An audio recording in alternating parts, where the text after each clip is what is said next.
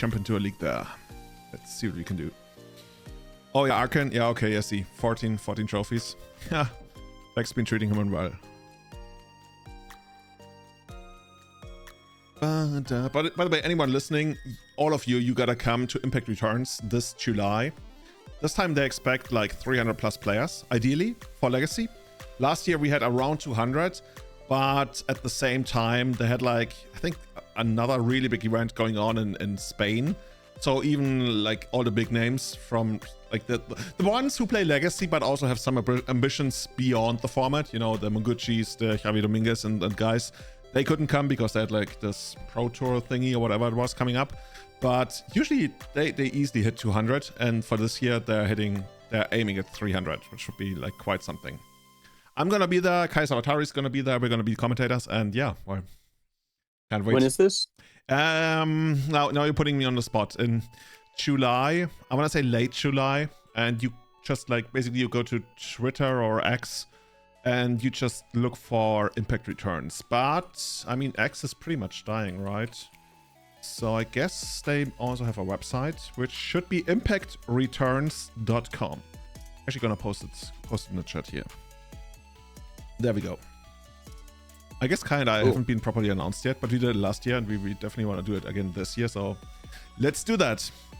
Dude, this opening hand, what we got? We got a land, we got a ponder, we got a brainstorm. That's good enough, right? Yeah. Oh, okay. Should we get the Underground Sea here? What do you think? I really don't want to. I really am like hesitant on that being our only land. Yeah. I just get an island. Yeah, let's get the island. I believe I got the Goro Islands. Yes, of course I got the Goro Islands. There we go. Oh, sending that one back. Shuffle your library, yes. All the 3 mana spells. We're up against Tomchap. Tomchap was last team playing Stifle Knot. Okay, that could be a quick way to kill us. Just Tundra. Okay, Island. I like Island. Even though we're still very far from casting some of our stuff, but I guess. You know what? We could. Nah, you know what? Let's just wait. No real big pressure here. And I think we can afford to dig 1 card deeper.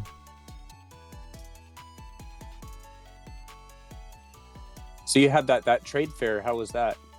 Oh, which one was that? That was. Didn't you just have one? Yeah, like I told you about the one in Düsseldorf, but then I also went to the one in Berlin for just a day. And that was like the one in Berlin is always like so interesting for different reasons, because that one is B2C, so B2B. So I talked to a lot of people in Kenya and Tanzania, and we are working really, really hard on Uganda, like really, really hard on Uganda. We were like just today I was talking to my colleague again, because we want the gorillas, we want to make them happen in Uganda. And I mean, that's gonna it's not that hard. I guess they already are happening in Uganda, but we want to make them happen for our company and for our customers and for ourselves, and that's the big thing. And the trick is you actually go to Rwanda, because Rwanda strategically placed their capital in a place that's much closer to the gorillas, which, as everybody knows, is like the #1 factor where you choose your capital. Always choose like the closest to a horde of gorillas that you can find. And then you cross the border and you go to Uganda, because gorillas are like cheap horse in Uganda. They are literally like just like half the price of Rwandan gorillas. Rwandan gorillas take, I think, $1,200 or $400 per gig. And in the Ugandan gorillas, which are basically just like right across the border, it's the same forest, they only take $650 or $700. So it's just like no-brainer that you go for the Ugandan gorillas, because they're the same quality, I have been told. Oh yeah. And we also talked to my colleague in Oman. Brazen Borrow actually isn't that bad a choice, right? Like if they do they play Stifle Knot? What do you know? Let's actually look it up. Yeah, that actually looks like Stifle Knot. You know what? Let's just like keep all of this. I would take the Brazen. Yeah. But not the Brazen, but the Swamp, right? Because we want to make the land drop. And then next turn we draw the Brazen. We could even like brainstorm at some point, but let's see. So yeah, I talked to my colleagues in Uganda, in Oman as well, because I'm not that familiar with Oman, except for like that, like diving conditions and stuff. But there's so much going on in the rest of Oman. Like the guy, he showed us pictures, and it's just like you would have never guessed that all of that stuff was happening in Oman. Oh, interesting. Okay, that's fine. Just doesn't do too much. It's probably gonna enable stifle not. And okay, you Uro, I guess. It's fine. Do we want to go on land? Actually, I don't hate just like digging one card deeper now. So next turn we can have Brazen Borrower and Polluted Delta. Actually, oh dude, we can do so many things.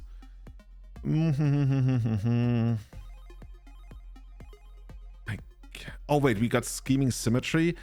Help me out again. Like, how did Scheming Symmetry work with Opposition Agent? We get both. We get both cards. This is so broken, dude.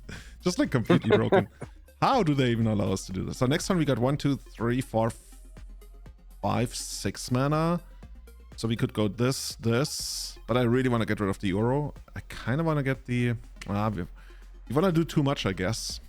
I want to drop the bridge down. I think that, yeah, the number one reason I want to drop the bridge is because it stops like the card draw. I don't really care about the damage. Yeah. But, this is like also such a good opportunity to get this going. And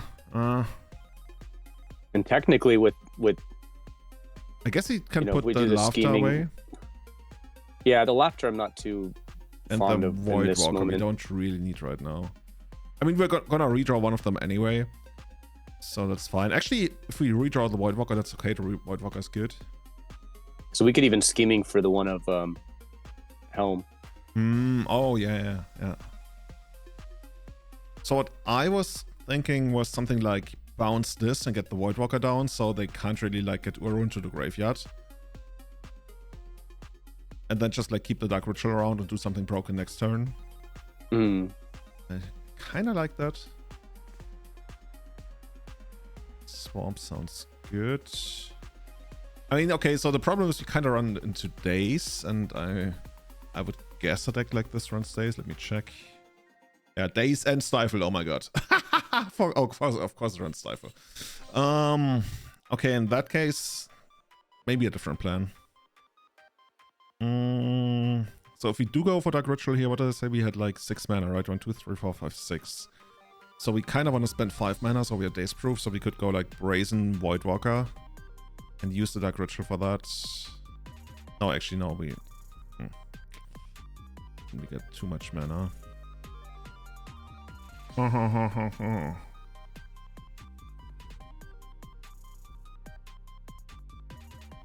Too much options. Tempted just to get. I was tempted just to drop the agent and scheming, but they got to be sitting on probably even a force too. I mean, that's fine though, because then this is more likely to resolve. I'd rather resolve this than this, kind of, because this only really works once, as long as they're like tapped out. Otherwise, like they would sort the plowshares in response, and then like we get scheming off for both players, which is like really bad for us. And also they could like, yeah, the more we talk about it, the more I like scheming. But I really don't want to give them the card draw. It's just like, really don't want to do that. Anyway, choose 2 target players. Each of them searches the library for a card, then shuffles and puts the card on top, and then we can play this one for free. Okay, so let's say we go 1, 2, 3, 4, 5, 6. Drop this. Then we got 2 mana floating, which would allow us to sort the plowshares the Uro, which is also not bad. Can we get Dreadnought down? Do we have like some kind of Dreadnought? No, we can't. Doorkeeper Thrall. What the fuck? Oh, okay. It's one of those. And we could even just bridge pass, like. Yeah, but the bridge is the most important card, I think. And I wanna. So okay, let's actually do what you initially supposed. Let's go for Dark Ritual.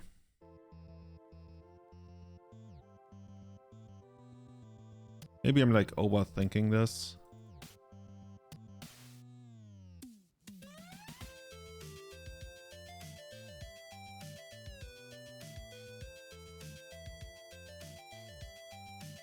Okay, I really hope this works the way we were like thinking it's gonna work. Watch, it's like, oh no, opponent gets both of the cards. Dang. Opponent gets like the entire library. Well, actually, that would be sweet because then they'd be milled out. Once reading this, like, what is this shit? One for you, one for me. What could be more fair? Oh, okay, they're forcing this. I guess that's fine. Force pitch stifle, sure. Petty theft. Let's bounce this. Let's see if they got a daze. That's also kind of okay. Then we draw a card for a card, and they get the extra card, and then we hopefully get bridge down.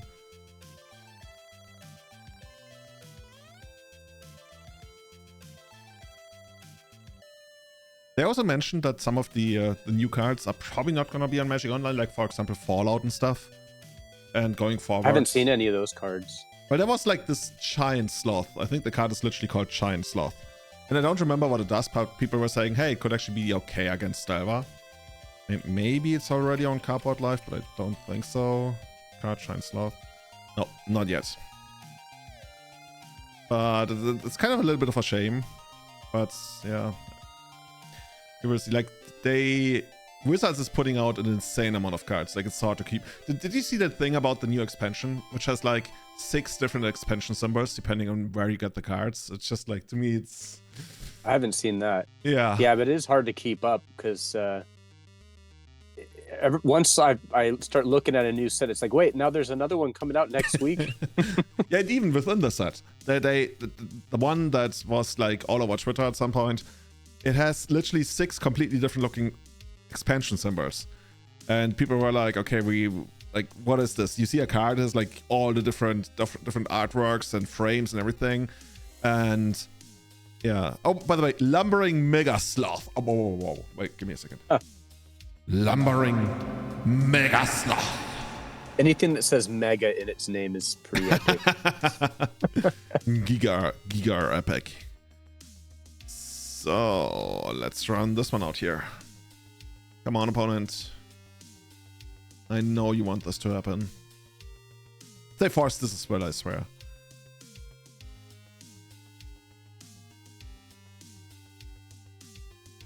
I guess they could also have like Prismatic Ending, even though they only play 2 copies. They also play 1 copy of Brazen Borrower. Yeah, they must force this if they can. Hey, what's happening here? Brainstorm? Days, hard card. Oh, I fucked it up. Oh my god, dude, I talk about this so much every time I'm on commentary duty. I talk about this so much. Oh, the fetching. He's got double days. Yeah. Okay, let's see. Is there any cute way around this? So if I fetch here... Oh, that was so bad. Dude, I talk about this so much, about how like players are never aware of this. Like, in the moment this happened, I was like, ah, shit, hey. Like, you notice the exact second. You're like, okay. Anyway, I was too into Mega Sloth at that point. Okay, so we pay. If I crack it right away, then they just double days and they don't lose the Wasteland. I mean, the other thing is they could also have Stifle. Okay, anyway, we're gonna start out by paying. If they have Stifle, then it doesn't really matter, I guess. Even because they might have just like let this resolve if they have Stifle, if we had not played Ensnaring Bridge first. Let's see how this works. Oh, they got Trip. Oh, okay. I guess that's Stifle then.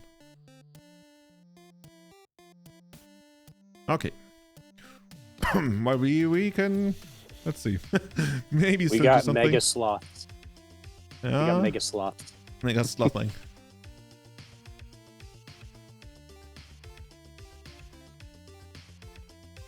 Yeah, but now they're just like running away with the game. Look at all that. Look at all that their whole graveyard. This looks like a graveyard except for the dress down from Legacy from 15 years ago or something.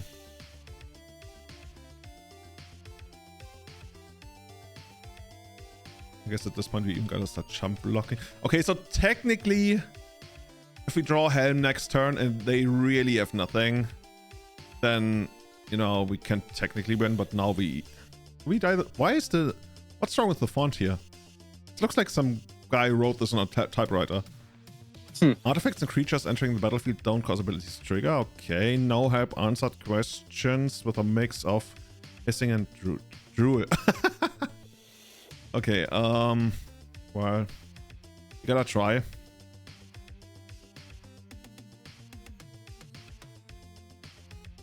They realized that the Aftermath sets were a terrible idea, so they cancelled the mini sets they were planning on doing. I have no idea. Dude, I don't even know. Like, I know there was like an Aftermath set and people hated it, which is basically like there was this big Planeswalker war. And then Wizards was like, okay, we're gonna do like I don't even know how to describe it because I don't really know how it worked, but then people hated it.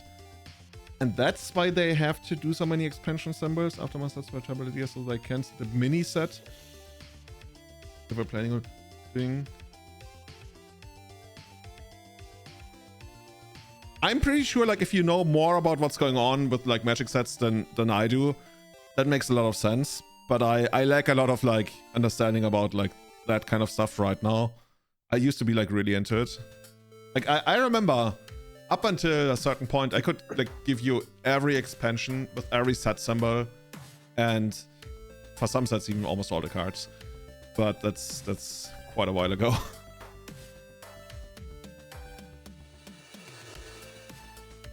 What's your favorite recent set? Recent set, Lorwyn, but I guess that doesn't really count as recent. Well, it was 2007, right? I would say in the last 5 years, I would say. Oof. Oh, that's rough.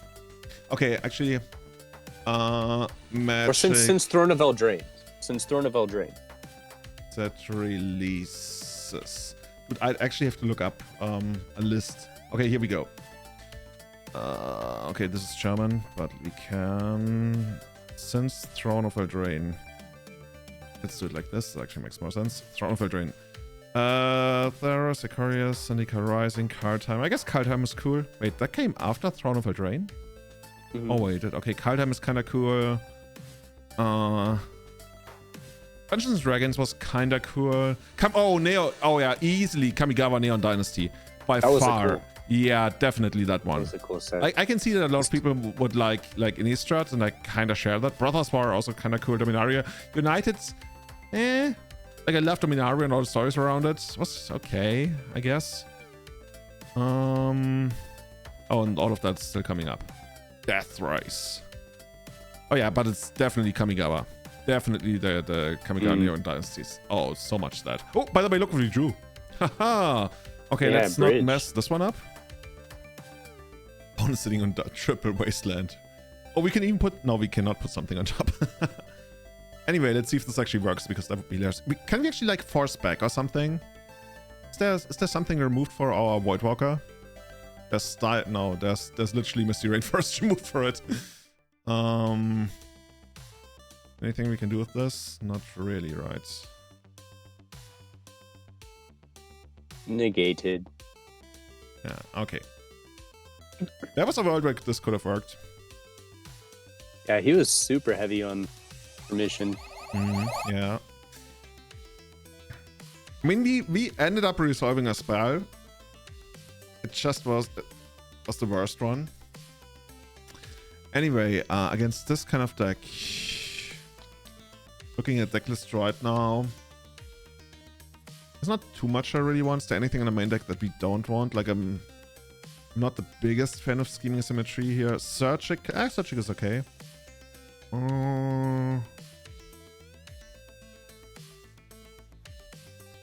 Stifle, I don't really want to like spend 4 mana on Helm of Obedience and then be Stifled. That doesn't feel too great. There's also a world where they take out Stifle, I guess, but I think they want to keep it. Maybe they even take out like 2 Wastelands or something. Opponent has like Veil of Summer in the graveyard in the sideboard. Narset is probably gonna come in. Maybe some Thought Seizes. I don't hate them. Yeah, I was just thinking Thought really good. Tasha's should be pretty good, like really good. Opponent isn't really searching the library all that much. They have 7 fetch lands. That's it. I mean, yeah, we got the We got the symmetry. The synergy of the symmetry. Oh. I mean, that's where we can make cuts. I guess 2 opposition agent and a scheming symmetry or something. It's an awkward ratio because this one is okay on its own. This one is horrible on its own. And these together are like really good. It's more like a 3-2 ratio you'd want, but I really want to keep this guy around. Okay, let's roll with this.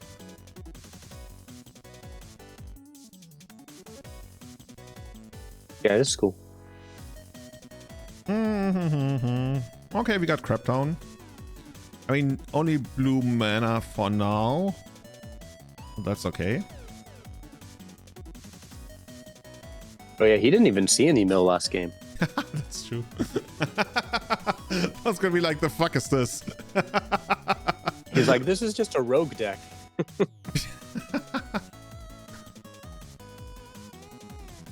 I'm gonna be at a tournament this Sunday. Just realized, totally forgot about that. It's been a while. What are you gonna play? Probably. Well, it's full proxy. I could technically play anything. There's a good chance I just play Painter unless I figure something out that I really want to play, and I'm gonna get that in time. But it's probably just Painter. I just like, I love Painter so much. I don't mind has fishing there been for a lot of changes? ever since I last played. Yeah, definitely. Like the blue black rescale me. Like the last paper tournament I played was like December, so that's very far away. Oh no, not that shit. Okay, well, I was hoping for the days. Instead they took away mill 3 from us, but looks like that's still okay.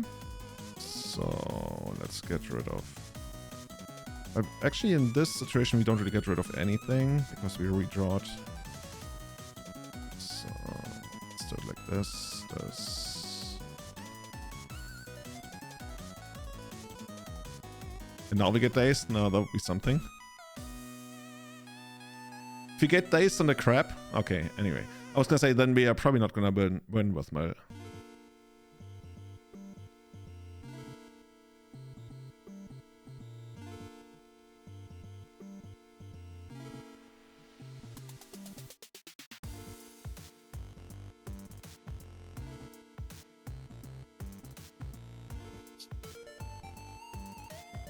You know what's funny? Like when we book airline tickets for our clients, they, like, airlines are pretty cutthroat.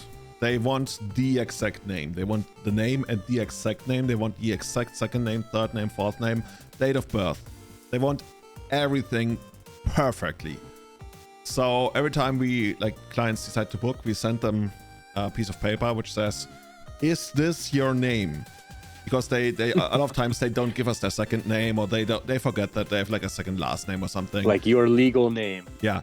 And then we send them a piece of paper. It says, "Is this your legal name? Please sign that this is your legal name." And it's spelled out there. And people sign it. And then like 2 days before the flight, they're like, "Oh, I totally forgot to tell you. I also have a second last name." And I'm like, because that's just one like of my clients, so expensive. One of my clients just got married in Vietnam around Christmas time, and his wife, or his fiance at the time, on her passport, her name was reversed. It was last name then first name. Oh yeah, that's very common, like in a lot of Asian countries especially, right? Yeah, and so they wouldn't, like, she got into Vietnam, but they wouldn't let her fly to the island they were getting married in. So everyone was sitting there for the reception dinner and everything, like waiting for them, and bride and the groom are not there. And so he had to like pull some strings and call like his family member that worked like, you know, high up in the government or something, and they eventually got her a seat on the plane that was like, you know, they reserved for officials, for government officials. I guess they always keep a seat open for for that kind of stuff.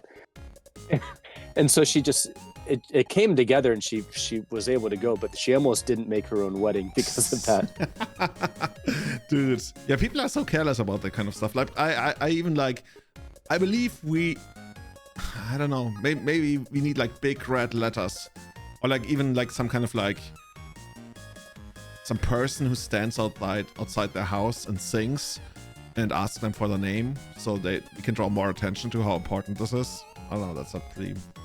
weird idea. But yeah, imagine like you missing your own wedding because like you messed something up on your flight. It's just like, oh yeah, thank you for coming. We shall be here tomorrow, if inshallah. Anyway, what do we take here? We also have surgical in hand. Is there anything we can like nag from the hand? Technically a force of negation, but that's not too exciting. I don't want to take the dress down. You want to take dress down? Or the Narset. You have a creature, right? Oh, well, but can't attack Narset, yeah. Okay, let's take Narset. I like that. Yeah, screw Narset. It's Persia. Oh, there's even a Narset in the graveyard. Dude, we should have gone for the Narset in the graveyard on the surgical. And discarded something else. I just realized. Okay. But that's still fine. Now we can try to go after Uro, but we need to go after Uro on the opponent's turn because of the force of negation. Yo, we got Mr. Tom in here. Tom, you're gonna be there on Sunday as well, right? Didn't get back to Germany from Miami because Iberia managed to mess up the name, which was actually correct with every other flight. The airline messed up the name, or did you guys mess up the name? I've seen way too many people mess up their own name to believe that the airline messed up the name.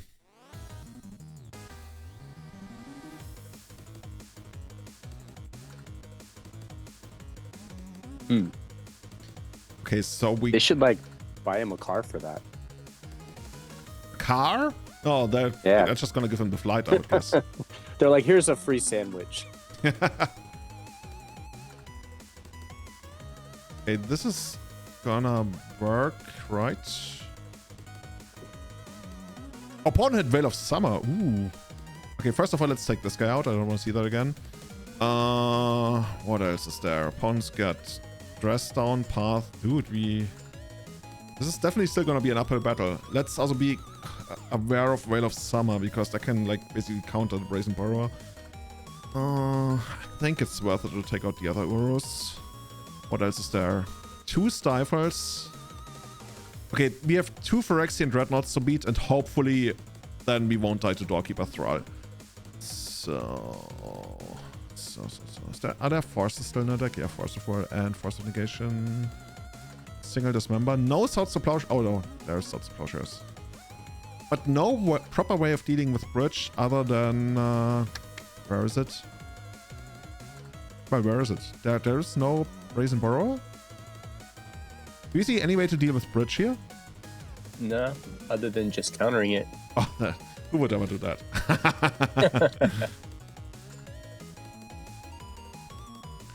Wait, you pick your sister's birthday over going to a tournament?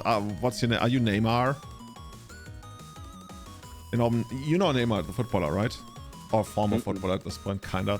Like, he was famous for always being injured every single February. He was literally injured every single February, and people knew about this already beforehand. And by the way, at that point, he was like one of the top 2-3 highest paid footballers in the world. But he was injured every Tuesday, every February, because his sister's birthday back in Brazil is in February every year, of course, as that's how it works. And he would go there to party. And he'd be like, oh, damn, I'm injured again. What can you do? I have to go back to Brazil. Oh, man. Yeah. We do need to be careful of time, too, if we get into a third game. Oh, yeah, dude. That's just like... I'm very bad with time. I think we just sit back this turn, huh? Not really. We definitely replay the land at very least, right?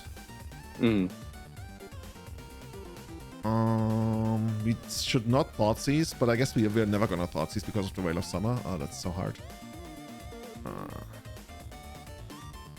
Maybe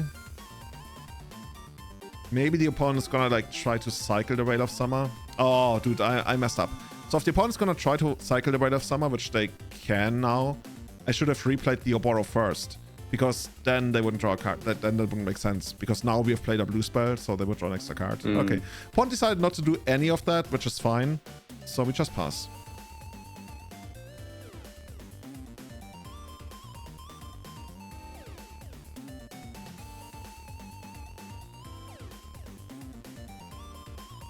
Dude, there's actually another game after this. I thought, it's gonna be rough.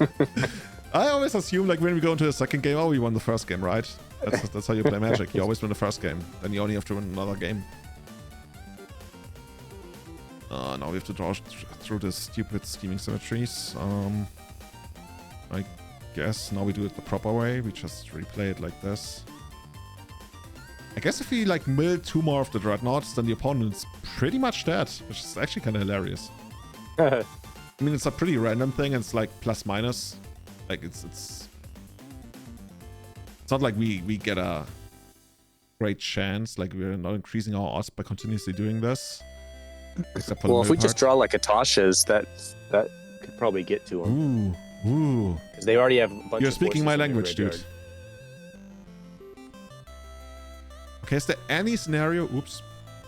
Is there any scenario where we play like a value scheming symmetry here at some point? Probably not. Okay, you know what? Let's try to get rid of them now. Also, let's be aware the opponent has dress down.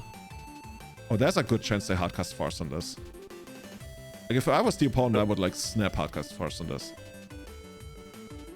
What if they misread scheming and then they veil a summer so they can't be targeted, so then we just search? Is that how it works? Choose 2 target players. Oh, you're right.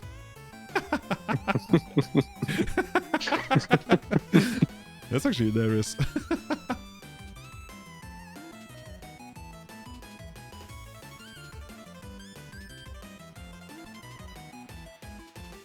Oh, we just get... Okay, let's get rid of scheming symmetry then. More lands for the land god. Here we go. And in that case, I guess we just get down the Dorothy. See where it takes us. It's a stifle, that's perfectly fine. I mean, we redraw one of the cards we don't really want to draw, but that's okay. Oh, we hit another Phyrexian Dreadnought. There's only 1 more Dreadnought left in the deck. There's nice. A single Dreadnought and 2 1/2 Thralls, which hopefully we can beat with like Ruin Crabs.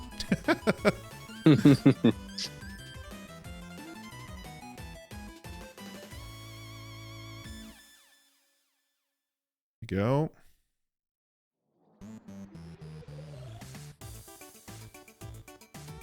Opponent must be so pissed. They must be like, dude, I really should just like start. I should have Path to Exile this ages ago. And yes, you should have.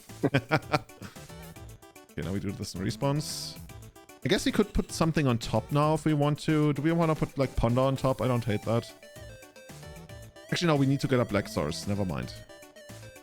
Never mind. So we just draw a random card. That's fine.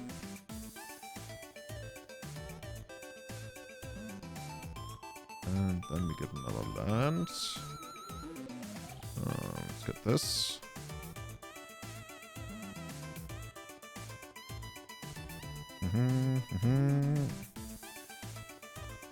Here comes another creature. Pathoscan. The opponent is sitting on a force that doesn't really do all that much here. Dress down. Whale.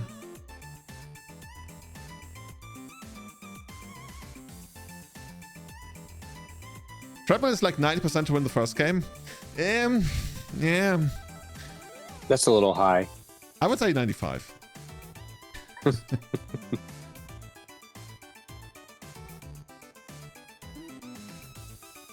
We got to get the Bruvac going.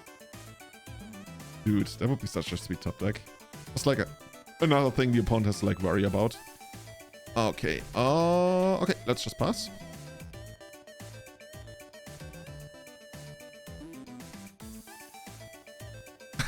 Opponent actually got this? Okay. Okay, let's see how this works.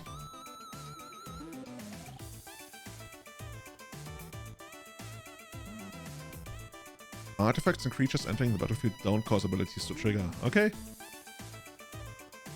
Like, as it stands right now, we are almost winning through just, like, waiting while they attack. Like, they attack us for a single damage a turn. Even if we didn't have this creature, we almost mill them out the natural way because the creature is too slow. So if we can, like, delay them just ever so little. Let's see how that works. Ponder. Yeah, Ponder's fine. Keep digging deeper. Yes, please. By the way, I think they took out all the dazes, right? We didn't see any dazes. Pretty sure we didn't see any dazes. Any dazes. Yeah, so we are But we're not exactly safe because they can still like Whale of Summer, a lot of things that we might want to do.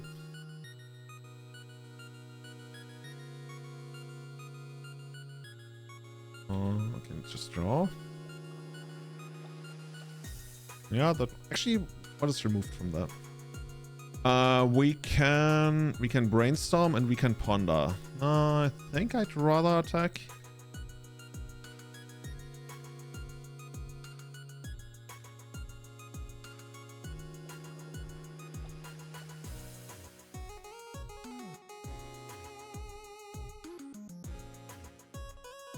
Okay, and let's just get another beatdown. Dude, this, as it turns out, actually is a rogue beatdown deck. Opponent once again sitting in like Force, Whale of Summer, Dress Down. We just like, no, we got 2 mana, 3 power. That's how we roll here. Should we just play out the Brazen? Yeah, at some point I kind of want attacks? to. Yeah.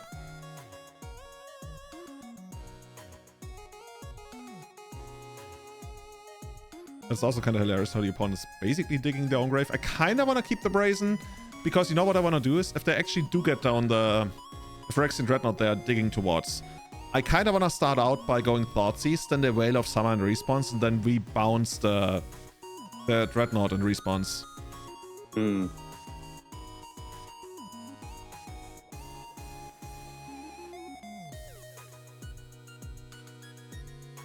And I hope I kind of thought this through because it makes sense in my head. Oh, dude, down to 4 minutes. Okay, gotta rush. Even just drawing a crab would be pretty sweet.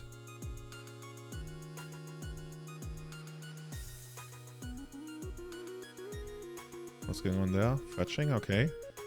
Fetching helps us, that mills them even more. 15 cards. Give us the Tashas. Swords? Yeah, sure.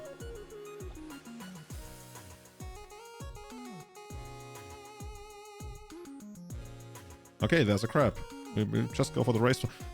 We even now have the Swords and Plowshares if we really need to. Like, we got so many... and Swords and Plowshares also gets around Whale of Summer. Yeah, I think we should have this game in the bag. Also, let's do this first. Add, bounce. Return to hands. Replay the dude. I wonder if they like dress down and respawn. That would be hilarious. I mean, they might actually. Yeah, look at this. They're scared. Oh man. One's like, no, we cannot let this happen. Dress down. Okay, sure. I guess technically we could bounce the dress down now. But then they Whale of Summer. That's not great.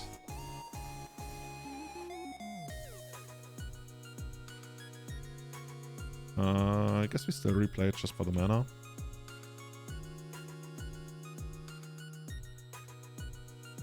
We even have a blocker now. Yeah, at this point they're really just playing for time, I would guess. Should be like a... In the next game we get a turn 1. Oh, this thing is flying. A turn 1, yeah. I mean, we're capable of that. Just give us all the dark rituals in the world. Sword on this? Okay.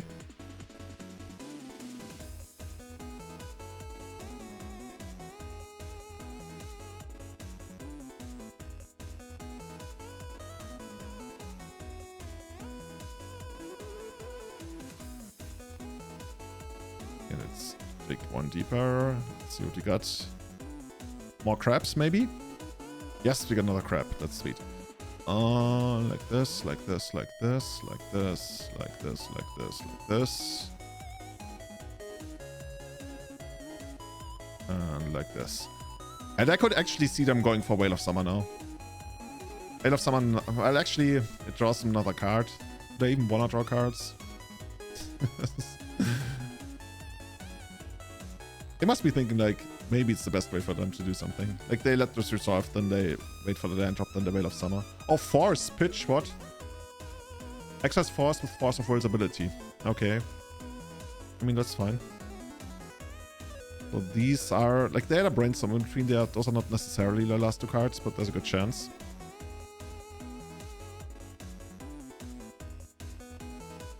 Dude, by the way, you were spot on about that. The time comment. Time travel so real. We need a card that slows down time. Time stop. And you have twice the amount of your allowed time. you like in paper, that's gonna be interesting. In paper, like you walk up to the clock, you talk to like the scorekeeper, you're like, okay, so well, you see I played this card and now everybody has like, how much is that? An hour 40. But now I played 4 copies, so now it's it's multiplied. You make day 3 in a GP. All day. I like how the opponent literally doesn't have enough power to kill us here in time. But maybe at some point they will.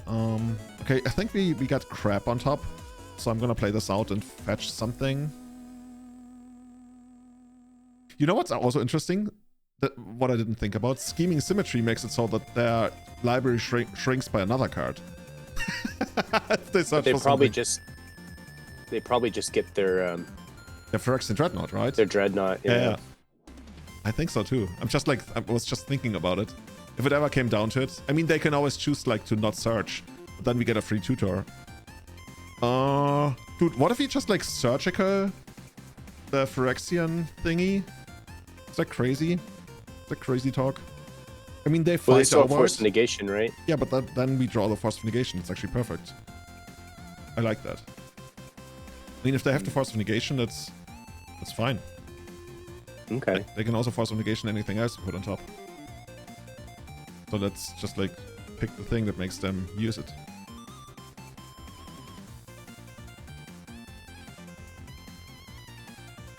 Here we go. Where's it? Phyrexian Dreadnought. Opponent's actually fighting over it. It's hilarious. Oh, this is so cool. Okay, cool. In that case, they're down another card.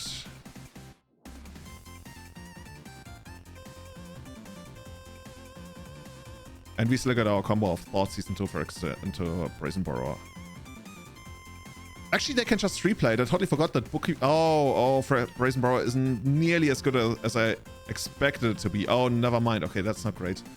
Okay, so we have to play and step Brazen Borrower and try to kill them. Oh, this is... All of a sudden, this game got a lot harder than I expected it to be. I totally forgot that this is basically a permanent stifle. Or a permanent dress down, kinda. I hope we can kill them before that happens. Oh, we can also, like, trade them. We can run out the Brazen Borrower. Cast... Let's try that. They do have a second copy of the Thrall, though. So I'm actually... Well, maybe it's this one that's in the graveyard already. Not enough time to think this through. Just like go for the F6 and see where it takes us.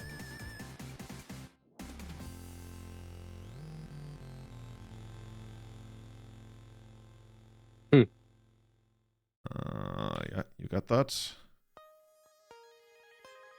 game is really interesting. There's a Hearthstone card that gives everyone 15 seconds for their turn. That's actually hilarious. Okay, let's replay. Oh, crap. Crabbity crab. I'm like, no, not another one. Not the crab. Too many crabs in this town. And we hit them. What are we gonna get? Oh, I have to pick the player for this one? Okay.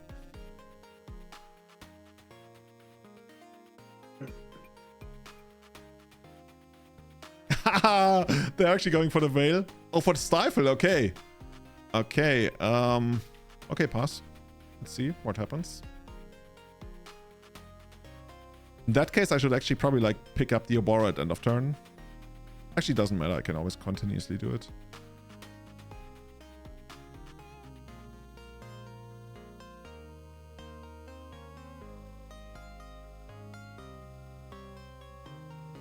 What is this? Dress down? Sure. This is hilarious. They found their knot. Yeah, but we can fight. We can fight and we're gonna do it. Okay, now we got the plan. We start out with this. Unfortunately, we really don't have time for the third game. It feels so bad. But We could technically turn one them if we go Hail Mary and they don't have force. Oh, dude, I had a plan actually. I wanted to brazen borrow this in respawn, so I totally forgot that they can replay it in respawn. They still have enough mana to do that. Okay, so what's the idea then?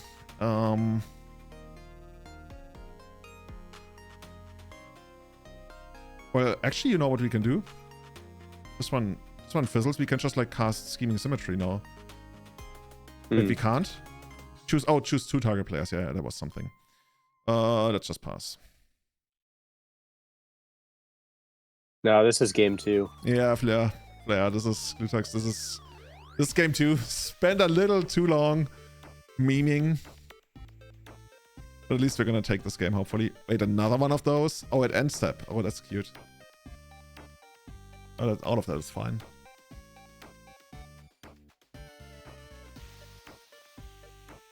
Yeah, we gotta go for the turn 1 kill in the final game. Yeah, you got that. And now we do go for the Scheming Symmetry, right? Right. I guess we don't even have to. Just to borrow them. Or maybe just draw land. Okay, just to borrow. Actually, you know what I should do? I should play Brainstorm first. Find another crab.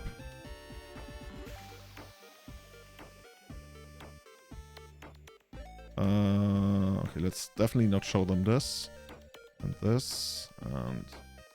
Oh, they will probably kill the crab in response? No? Or they stifle? Whale? Okay, that's an interesting choice. Dude, if they have a way to like not die on their own upkeep, that would be... Okay, match tied. How many seconds? 29 seconds. Somebody get Usain Bolt in here. Okay, so we need all of these. We need all of these. We need forces. We definitely don't need crabs. Actually, let's see. Maybe we want crab. Okay, we definitely don't need this guy. We don't need opposition agent. Like, all of that's too slow. What is there? Surgical to... No. Like, I kind of just like... I'd rather cut black cards than green cards. Green? Blue cards. Like, we want the blue cards for the force. So let's cut... Actually, no. Scheming. Yeah. And, like, Ensnaring Bridges, this is not a game that we win by Ensnaring Bridging. And then I think Thoughtseize is still better, because maybe if you're, like, super fast, we have, like, a turn 2 kill and can Thoughtseize at some point. And then... Like, all of the black stuff is too good, so let's cut a Dasha. Yeah. Okay, here we go. Quick thinking.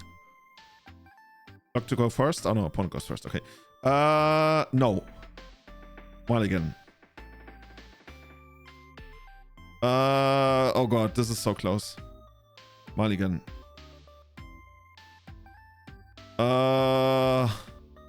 Shit. Mulligan. Oh, this would be insane, dude. Okay, I think at this point we're not getting there. Okay, let's just like be... Let's cut fetch lands, because fetch lands are 2 time... Oh my god, 2 time consuming. Oh no. Let's get rid of this and this. Oh, okay, never mind. We should just mulligan to 0. just for the sake of it, right? Just be like, dude, the only thing that can stop us is time. Space can't stop us, only time can stop us. Dude, I timed out. It's been forever since I timed out. That's fun. I'm gonna use a restroom real quick. Sure.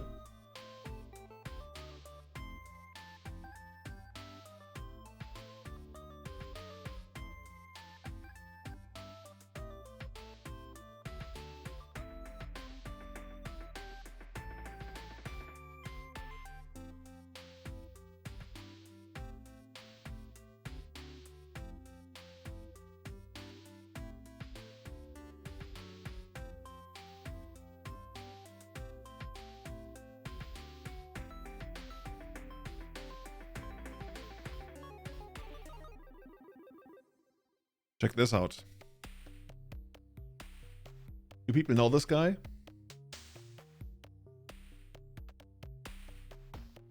Like, I'm not randomly showing you a picture of a kid. This is me. Look at that hairstyle. This is peak mid-late 80s German hairstyle.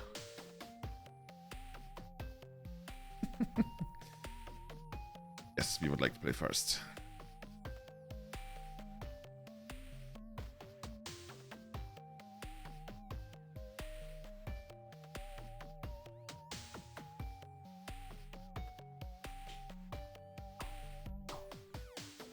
Let's wait for Senor Kevin to return.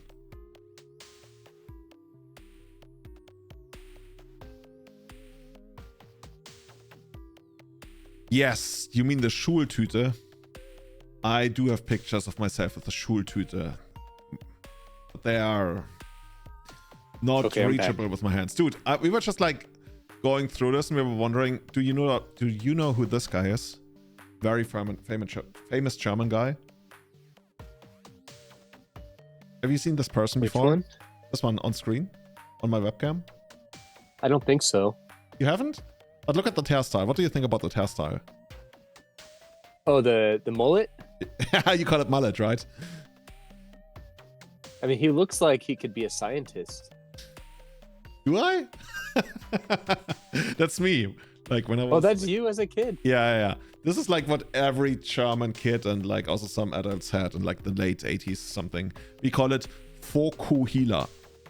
Vorne kurz, hinten lang, which literally translates to like short in the front, long in the back.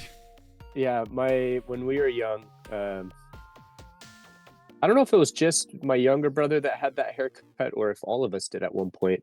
We might have all had it at one mullet? point. Yeah, with the long in the back. That's hilarious.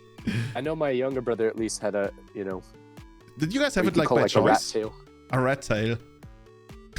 Well, I don't know if my brother chose or if that's just like the haircut my parents, wanted him to have. But I guess I didn't even choose my own clothes until I was like 15 or something. He was really sad when they cut it off. Like, was it a forced procedure? He liked having really long. Like, dude, we he liked having really long hair, and they gave him a haircut, and he was really upset. Dude, we have to take you to the vet. Like, to remove the rat tail, we need a vet. Business in the front, party in the back. Let's see. So the opponent is actually on. Why is there grief in the graveyard? Oh, they meant 8-card discard. No, actually no. We oh, I got it. We have the crab, the powers of the crab. Oh, what do we like here? I don't hate these cards, but they're not exciting. I don't think any of those cards are actually good except for the Ponder. You know what? Maybe just take the Ponder. And then shuffle on the next upkeep or something. You don't like the Oppo agent? I mean, how many fetches do they run? Wow. I think it's too late for it to do something. True. I mean, we can float it on top for now and then see where it takes us. This is in the front, party in the back. you know, my mother. So you gotta watch. My mother liked to dress me up as a sailor and stuff when I was in kindergarten. Just like, like when I look at these pictures now, I'm like, what, mommy, what were you doing? Speaking of earlier with the peppers, you gotta watch the video of has Ryan Reynolds, like Ryan Reynolds is, right? He's like doing a commercial for one of his businesses, but he has Steve-O from Jackass that does the pitch, but he has to do it while he eats Carolina Reaper peppers. So he's like, probably close to like emergency status. They probably have a medic on scene. And he keeps doing the thing. And he's trying to pitch the company to the camera while he's eating these Carolina Reapers, and he's like dying. I love that. Also, like coming up with that idea to promote something, it's just like, I love that. Yeah. Opponent I don't did know not how shuffle. that guy's still alive. Yeah, but actually, he has a pretty good podcast, but I don't really get to listen to it nearly as much as I want to. And I'm pretty sure he also talks about how he's still alive somewhere in there. Okay, next turn the opponent could have the Archon of Cruelty, which would be really sad. But what can you do? Let's get rid of an island. And we want to like keep both Brazen Borrowers. Don't hate that. I mean, the idea technically of bouncing the Archon of Cruelty is cool, but it's so and so, honestly. I kind of don't really want to keep the Mystic Sanctuary and the Polluted Delta, but we kind of have to because we need both. We need this for shuffling. And we need this for, well, being the Sanctuary. So maybe actually get rid of a Borrower. Okay, you got rid of the Borrower. I don't know if that's correct, but we'll figure it out. Maybe at some point we also find our one of Surgica. That would be something. Also, maybe we just like mill out the opponent. Just a single crab. How hard can you crab? There's our friend Brazen Borrower again. And 2 completely useless Dark Rituals. Blah. Can we like mill ourselves? Each opponent. I think we sent this one back. This is really not that great. Ooh, second crab though. Is this worth it? Yeah, we run it out. If we get dazed, okay. Well. It's unfortunate, but next turn I really want like to do maximum mana.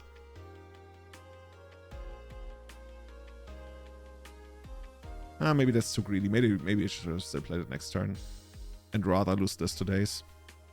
Yeah. Maybe, yeah, Tasha's is like much worse than the second crab, especially with the Mystic Sanctuary in hand. I should have not done that, I believe.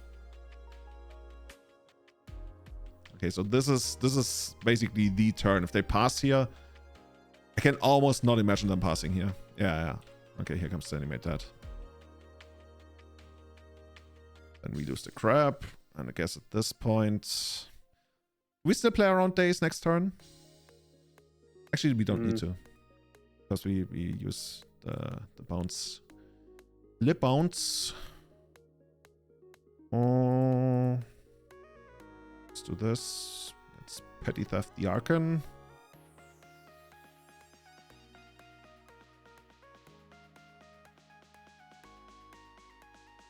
But this deck is just like so good. This is basically the King of Legacy right now, for all I know.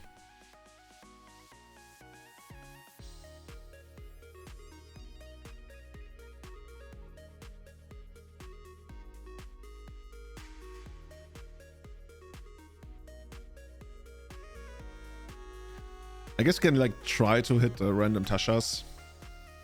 It's probably not gonna get wherever you need it to go. I mean, they have 3 forces in graveyard, and they only play 1 Archon, right? But they have the trolls, though. I'm not even sure if they still play the... Actually, maybe. I'm actually really not that sure whether they still play the trolls. Ooh, by the way, kind of auto here, it's too late.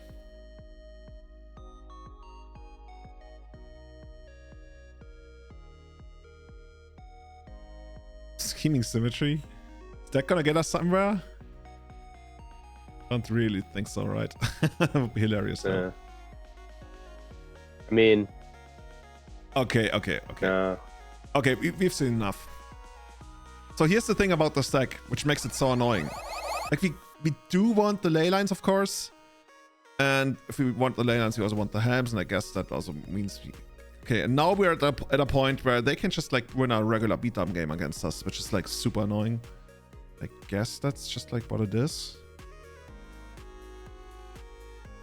So, what are the cards that don't seem great in this matchup? Something like this. Even the Surgicals are not that great. I can actually see taking out a Surgical. Just because we really want the ley line anyway. Okay, so we'd be at this. In which case, I could see like... even Brazen Borrower is not great. That's the problem with them. Like, the Brazen Borrower is really not that great against them. So something like... Like, I don't hate the crabs. The crabs are still the best mill we got. And like, if we delay the game, we get the second crab, maybe. So let's say something like this. Wait, that's 61? Really?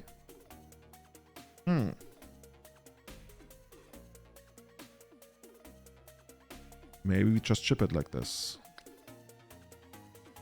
Any 4, 8, 12, 16, 22? It's okay. Like this one can be like super horrible, but also insanely good. And you know, we're here for the fun in the first place. So definitely keeping the potentially insanely good guy. I don't even know, like, is there still a story around Magic? Do we know whether the guy really is like a good guy or a bad guy or something? Yeah, because Grandiloquent, like, he seems like he could be a villain. Or he could be like a really, really maybe he's a tragic hero or something. A pious man. Well, can be both. Maybe both. This has like 7 cards that do something, but they don't really work all that well together. But I mean, this is just on the back of the 2 rituals, kind of cool. But I expect to be griefed. Yeah, we could run this out, and then they can never deal with that. Because they're blue-black, except for like I guess Brazen Borrower. But then again, like if you run this out and it gets forced, it's just like 2/4/3. Nah. Oh, he was printed in Jumpstart, which doesn't have a story. Okay. I kind of want to like see how this works out if we find Leyline. I think we... Yeah. Also the Brazen... Alright, Brainstorm is... Okay, never mind. This is good. This is good. Yes, give it to us. Here we go. Should we send back the Brazen Borrower? I think so, right? Yeah. Okay. Let's get this one down.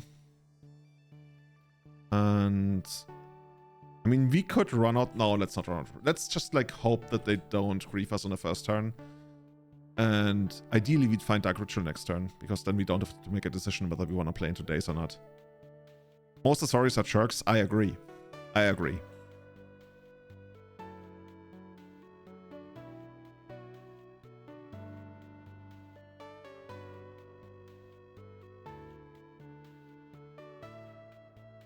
Opponent did not shuffle. That doesn't inspire a lot of confidence in me. Okay, in that case, I believe we have to wait. We can't really go for it, right? We just like lose the days so hard. Or would you want to go for it? Actually, we'd run it out and pass. Is that? But then we lose horribly if they have days. Do you want to wait and ponder and pass, or do you want to like at least run out the helm and pass? I mean, I just feel like the longer we wait, the more likely it is we're going to just get griefed anyways. Yeah, but that's not the end of the world, right? Grief is still a 2-for-1 for us. Like, grief is fine if we get griefed, I believe. But if we get dazed, that's really bad, because then we are being 2-for-1. Up to you. Okay. In that case, I would just do it like this and hope they daze this one. Oh, okay. Now we got everything. Kinda. Not really, though. Okay. You know what I should have done it? Should have done here, by the way? We should have set it up so that the second helm is on top. So if they do actually grief us, they would take the helm and not the Dark Ritual. Because now if they grief us, they take the Dark Ritual. But we still got a third land on top. And then we have to make sure to there's a Brainstorm beneath it. So it's like so and so.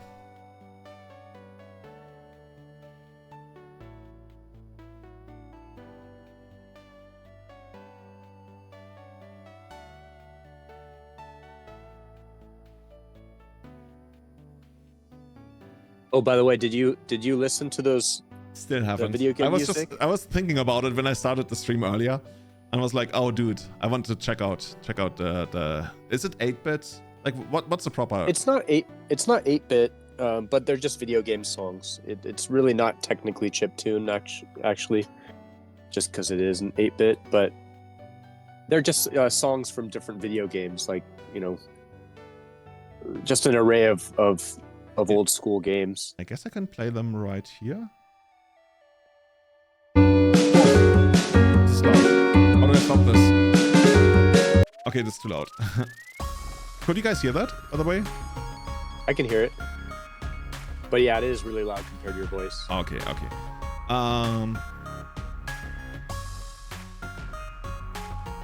Oh, okay, this is too loud, like music. Anyway, okay, that's too much stuff to do at the same time right now. Now we can just run it out, I believe. Yo, steal your face, champs. How's it going?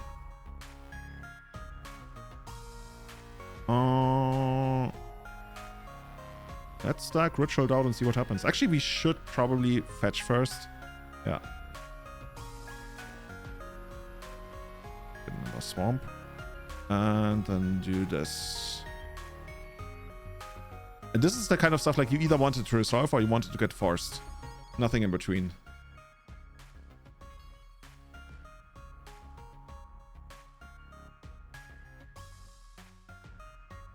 Balears, if opponent was like sitting on a Bowmaster and it's just like, like 2 Bowmasters and like a bunch of nonsense. One reading the card. This is basically in between. I don't want like that random in between stuff. But in between is good.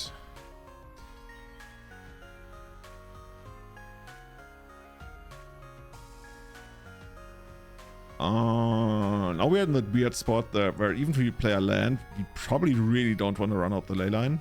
But we could run into our rogues. Nah, what's it called?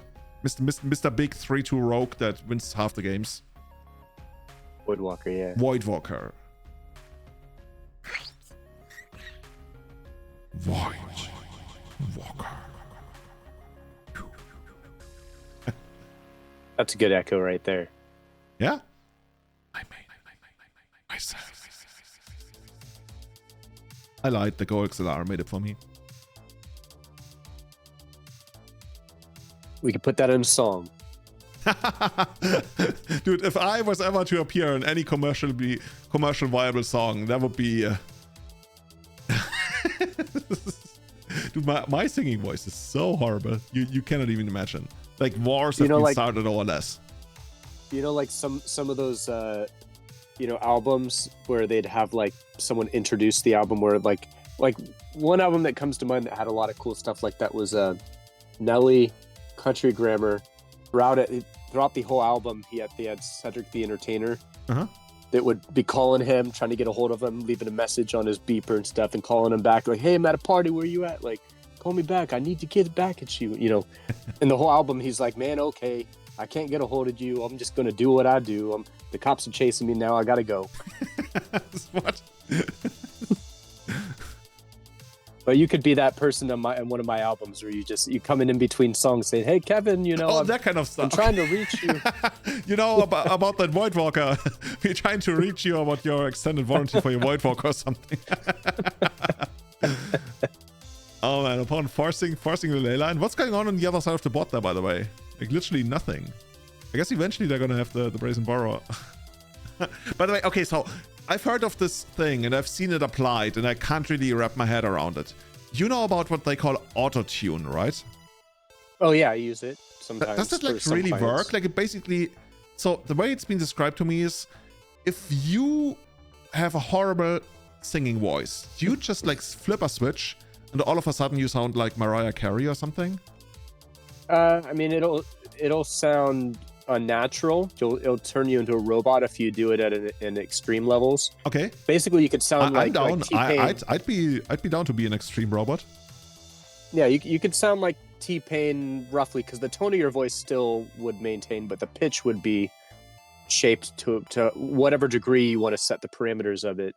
But if you're out of tune, if you're flat or sharp on your pitch and wiggly on your pitch, you can make it totally flatline, so you just turn into a robot. So you always hit the note. It's not necessarily the correct note, but you maintain the same note or something. Well, you could select on the auto tune like the scale that you want it to like C, the available C notes something or something. Yeah, C major. Yeah. D major. So if you want to sing in that key, anytime you sing a pitch, it'll pull it to the nearest note in that key. Oh, I've seen that. Because you know where I've seen that? I saw that yesterday because a football commentator somewhere in South America, he accidentally had that turned on. And then he went like, goal.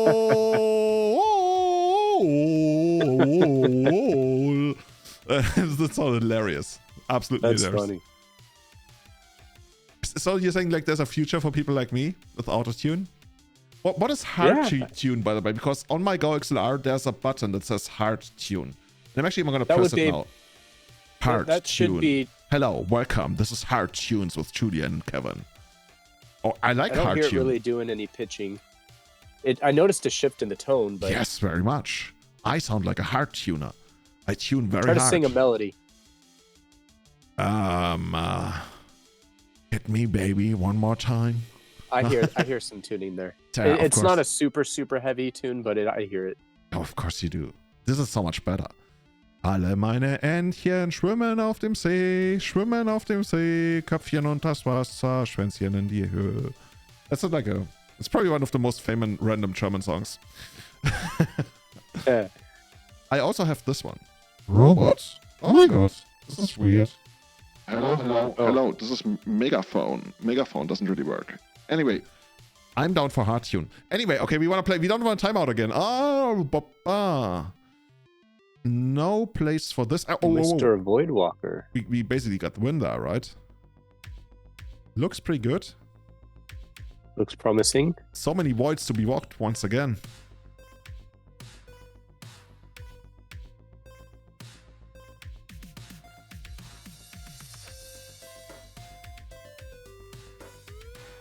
One saying sweet deck, by the way. I said thanks. Nice.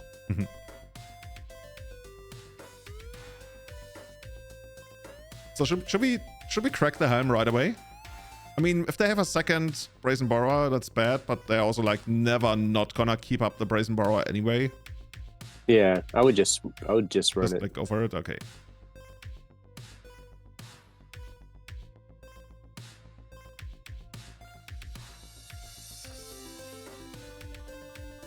Wait, opponent is losing. Oh, they have dismember. Okay. Okay. We can find more of these. Oh, but we're gonna lose the ham. Oh, maybe. Only if we hit a creature. Oh, true. I keep forgetting about that.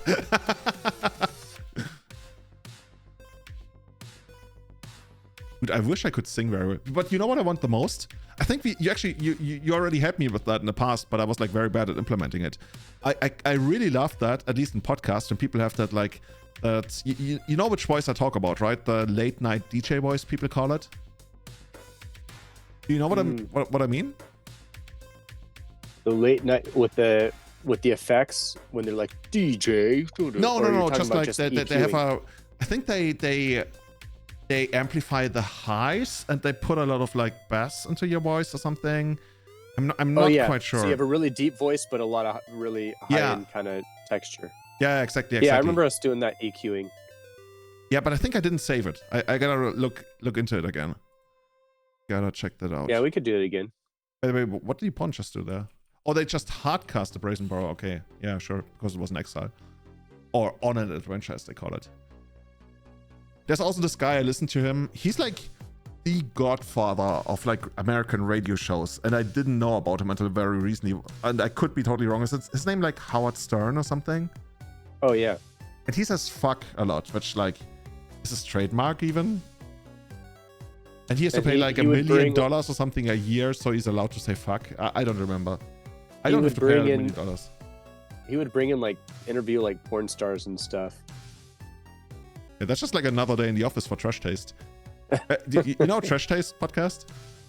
It's probably one of my favorite podcasts. It's quite the experience. Like they get on like Japanese porn stars and like even like male prostitute. Actually, I'm making it out as if this was like a sex podcast. It's not. It's just like basically a podcast of 3 guys living in Japan and like talking about anything and everything. It started out as an anime podcast and they talk about anime like every 50th episode or something. So that doesn't really count, I guess. Wait, so the opponent is trying to steal our Voidwalker. Is there like a way we bounce it back to our hand? Increase control sacrifice. We can actually steal our own Voidwalker. Or does it say own? No. I don't think they ever own it. Oh, no. They definitely don't own it. But we can bounce it back to our hand, right? And win. Yeah. I would think, at least. Although I think we're going to die from damage right now, though. Why? Are we? Oh, no.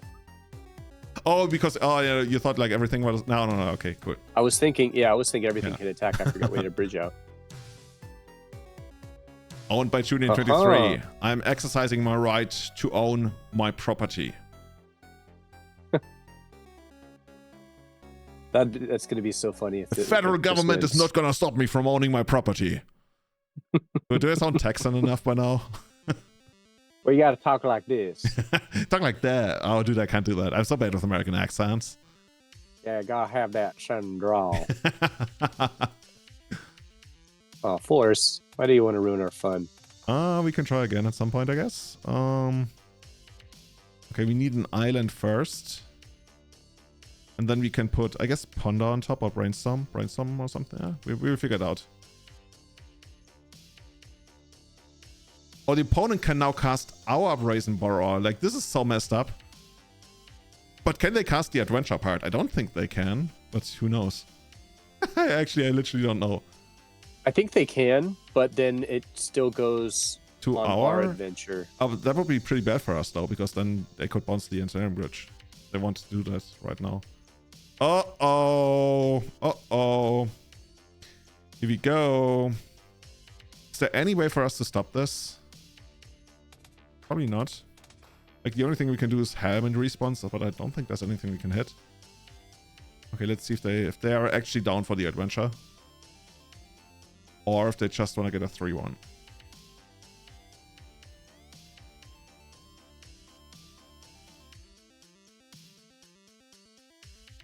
There was also another American late night host, and he had this cup which was like a rattlesnake.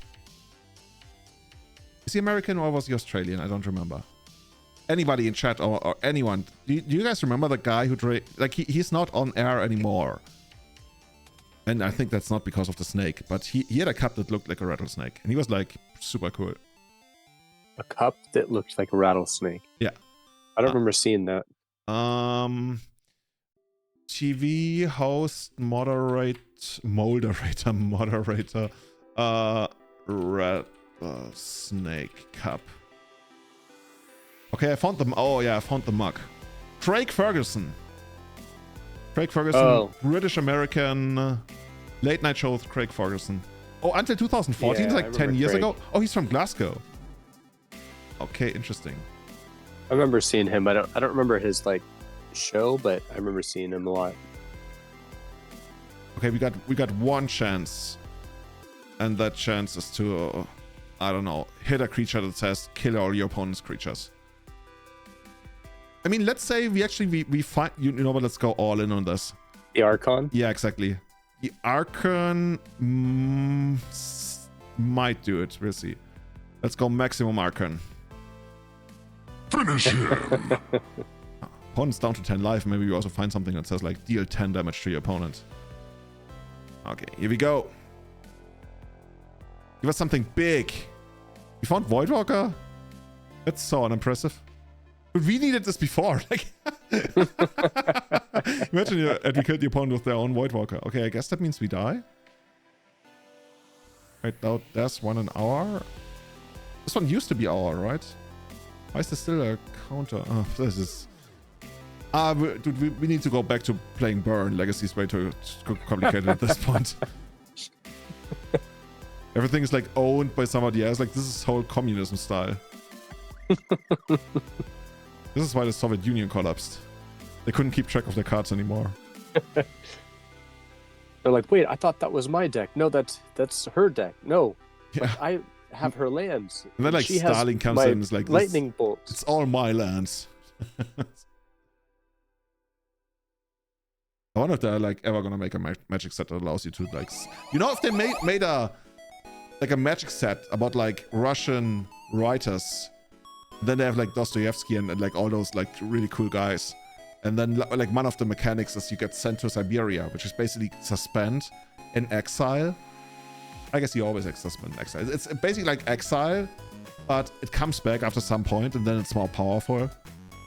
And while it's in exile, it like oh dude, I should not be working for Wizards. Like I'm overcomplicating the game so much at this point. It's just like I kind of want to imagine these meetings, right, where they're like, yes, and then it does this, yes, and then the card, you add this, and then you end up with like a flip card with 27 lines of text, and they're all kicker. And one of the abilities is Comet the Stellar Pup's abilities. Oh my god. You remember when they had when they had that uncard, it was some kind of uncard that was Urza Planeswalker or something, but it was an uncard.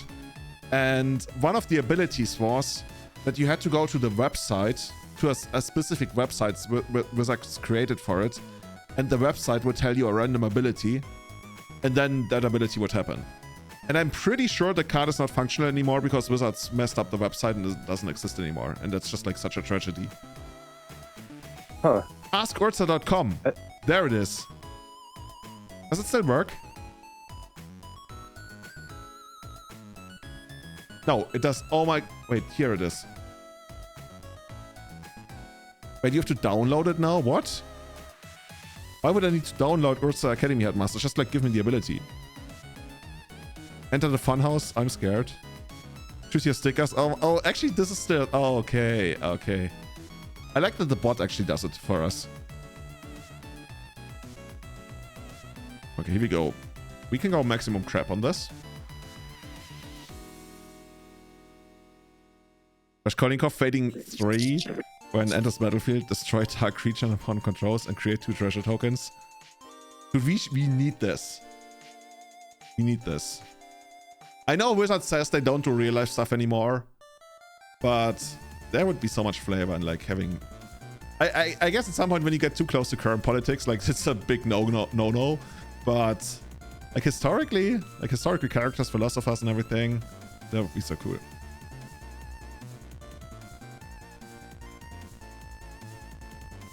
Okay, so next turn we definitely want to land. Is this straight up pox? Please don't be Pox. Like actually I'm not even sure how good we actually are against Pox. Assassin's Creed has 3 people like Da Vinci. Oh yeah, he's like a character. Like I've only ever played the first Assassin's Creed, and I weirdly enjoyed it until I realized that the second and the third town are basically exactly like the first town. And then I still finished it and the story was like good. Like I liked the ending of it, was actually surprising. But then I never back and played more of those games. I just recently realized... Assassin's Creed just a little bit. Which one did you play? Must have been the first one. I'm pretty sure it was the first one I played for like maybe a few hours, and that was about it. It's the first one where like in the end you play against your own master, who like reveals himself to be like I don't even know if he's evil, just like a mastermind of any kind of moral quality. I never got very far in the game before I got distracted with other things, so I'm not sure. Yeah, well, you didn't miss too much. It wasn't that good. It was decent. Like, if there wasn't this big meme about Assassin's Creed, all Assassin's Creed games being the same, and I think the later ones are not. Like, I could very much believe that the later ones are a lot better. But there was a point where, like, I think Assassin's Creed 2 or 3 or something, people were like, "Good guys, you're remaking the same game again and again and again. You're literally just reskinning it, practically." And I think there was a lot of truth to that. But I think later ones, like Black Flag, I heard was like good. You like the Greek one? Yeah, I could see that one. That was one of those that I would be interested in. Okay, now we mill even harder. Anyway, what did the opponent actually get here? What? I have to read this? Oh, enters the battlefield tapped. Can't pay life to cast spells or to activate abilities that aren't mana abilities. Okay, so fetch lands are turned off. And force. Destroy each non-land permanent with mana value X or less.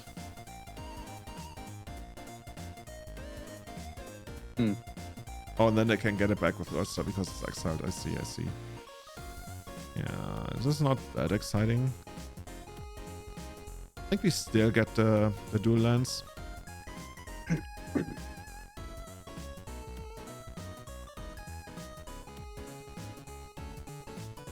Imagine if they like made GTA, but it's back in like ancient Greece or Rome. In Rome, there would be something, and then like you race the chariots around ancient Rome, and you commit crime and stuff, and then like Julius Caesar's there and everything.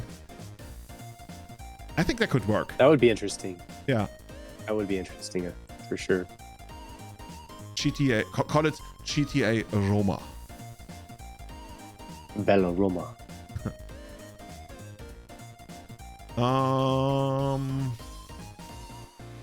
Dude, Scheming Symmetry is just like so terrible without anything to go with it.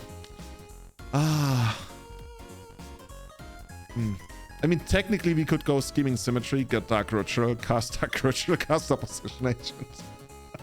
Then we'd be down 2 cards. I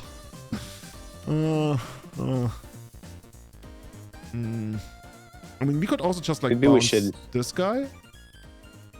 Actually, I like this. Just like bounce this dude. Let's see if the opponent has another Dark Ritual to run him out again. By the way, have you watched Oppenheimer? Because I recently got a soundbar for my thingy, that television they call it in ancient times, and I bought like a 4 HD Blu-ray player because I really like movies. Like a lot of people like movies. I also really like movies, but I missed out on so many of them, and I kind of want to catch up with it. And yeah, the first one I'm gonna catch up with is Oppenheimer. Have you watched that? I haven't seen Oppenheimer. I've been wanting to check it out though. Well, come over. Be my guest if you can make it. With now only 8 Didn't hours that get like a in ton of between. awards? Yeah, I heard Didn't like a get lot a of people bunch call of it like one of the greatest movies of all time, which is like, whoa, that's quite something. Players can't play live to activate abilities. Dude, this is so annoying. Like we can play this, but you can't activate it. This is so stupid. I guess we still run it out.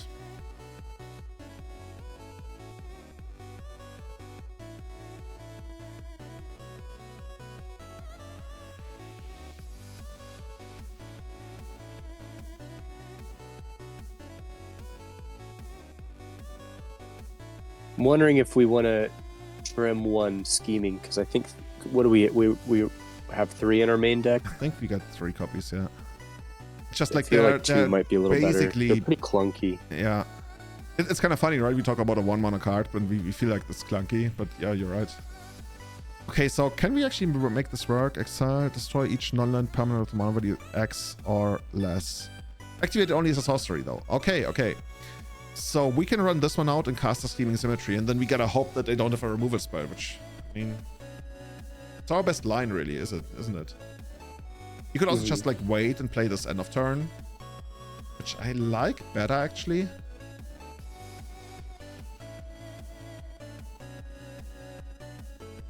Yeah, I kind of like that one better. Let's wait a turn. So, like, if they draw a land, because they obviously want to draw a land, right? So they can get Karn down next turn. So if they get Karn down next turn, we can like run this one out at end step and attack Karn and stuff. And then also like get double Scheming Symmetry off while they are tapped out. And we also technically can get them on a fetch land, but I don't think they got that. Okay, they got this. So if this is Karn, we just like chill.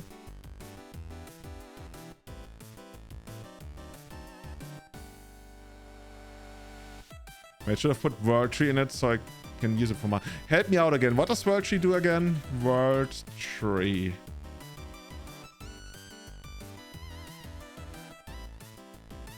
There's a card literally called the World Tree. Search your library for a number of good cards, then put them onto the battlefield. What? Okay, I got it. For any number of good cards. Wait, it was pondering. Wait, they just heard this. Okay. Enlighten me. Oh, master. Where are we going with this? Oh, they accidentally did this. Oops, nice bit at my screen. Oh, this is total disaster, right? I think this is what they call a train wreck. Factory wreck. Okay. Opponent used that Dark Ritual even? Didn't they? Oh, opponent didn't use Dark Ritual. Okay, opponent tapped 4 lands to deal 2 damage. Let's see how that works out. Okay, now we, you know what's better than one Scheming Symmetry? Well, do we? Huh? Oh, I was gonna say, do we even need to? I don't even know what you want to get with Scheming Symmetry, but this is the one turn where you get both of, right? But I mean, we didn't even need to ritual though, right? We We could did. just We hard only had, cast we it. had 2 mana just. That's the problem. This one doesn't produce mana. Because of this, the Skillex. Stylex. Oh. Yeah. Oh, that's right. So, let's get a bunch of cards. I mean, we could also just like get a second crab, but that feels like pretty weak. I guess we can get another Scheming Symmetry. And we just keep stealing stuff out of their deck. This is actually hilarious. How long can we play that until this guy leaves the battlefield? No, forever, right? Mm-hmm. So hilarious. Okay, maybe let's not get a Scheming Symmetry with the first one. I guess we could get Dark Ritual and Karn, but then we're still 1 mana short. We basically kind of have to get a land at some point, I guess. But it should be like an Underground Sea. Do we have that even? Oh, we only have 2. Okay, so it should be a Swamp. What if we just get a bunch of Or Dark Ritual maybe still? I was thinking like Tasha's is probably the fastest way to win, Is it? but we need another land. I was thinking like crabs probably. Just like another crab. Get it down. I just think with their Silex eventually they would just Yeah, that's true. That's toast true. the crabs. So we just like get Tesha and a land from the deck or something. Oh wait, can we actually get lands from them? Well, we can get their Orborg, and then our touchland can then tap for mana. Do they have Urborg? I see one in the graveyard. Okay. Or maybe they only got a single copy then. You may play those cards. Okay, let's get a Tashas. I'm not fully convinced on that one yet. Okay, you were right. They got 4 copies. They got Liliana of the Whale. Innocent Blood. Currency Convert. Currency Convert is another good one. What if we got Needle? Okay, let's get Urborg. I like that. I liked it quite a lot. Where is it? Oh, we played. Okay. And then we do this. This is hilarious. And then we Scheming Symmetry again for another Scheming Symmetry. Oh, dude. Okay, we get a Scheming Symmetry from this. And we get a... Dude, I don't even know. Anything, really. I guess we get a Thoughtseize and we take the card. Well, I guess we got to... Oh. Oh, what were you gonna do? That would actually not be bad. Yeah, take the Karn. Okay, let's do it like this. Let's take... As Ikara would say, takes. And then we... Where did our Scheming Symmetry go, by the way? Didn't we get, like, the 3rd one or something? Oh, I already cast it, I guess. Okay, then we just pass. The only thing that's scary is this, but we can still get Ensnaring Bridge. Yeah, this like, the Urborg was such a great call, I would have not thought about that. Another game decided by, like, stealing stuff. Urborg is insane. That was, like, I was thinking about Dark Ritual, but this is, like, a permanent Dark Ritual.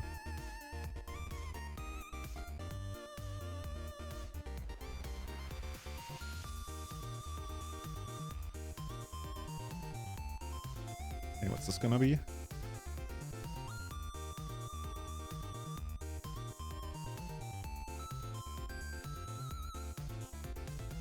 Oh, we're gonna take out the crab. Is that the best we got?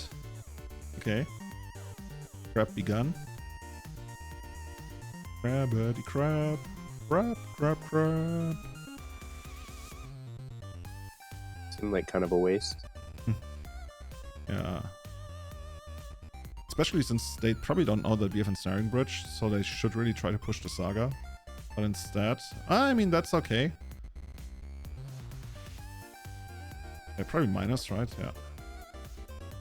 It's just like Liliana's really, really weak against a Brazen Burrow on an adventure. Okay, there's the symmetry. Would have been another one.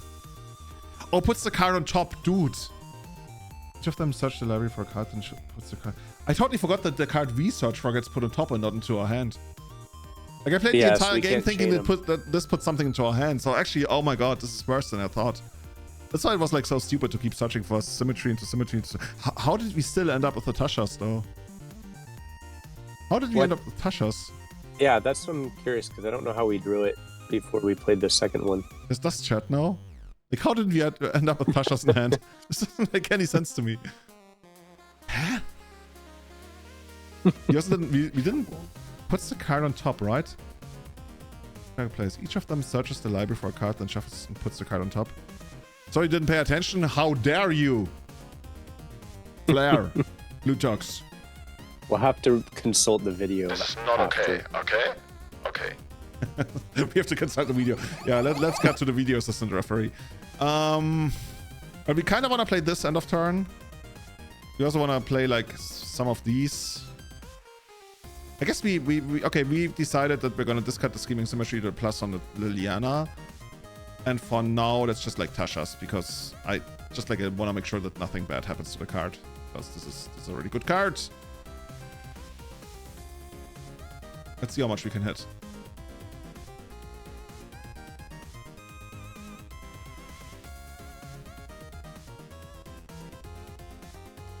Okay, 21 cards. That sounds like a pretty fair deal. Anything expensive? Okay, we hit another Liana. Another Smallpox, Spell Bomb. Yeah, a bunch of small stuff.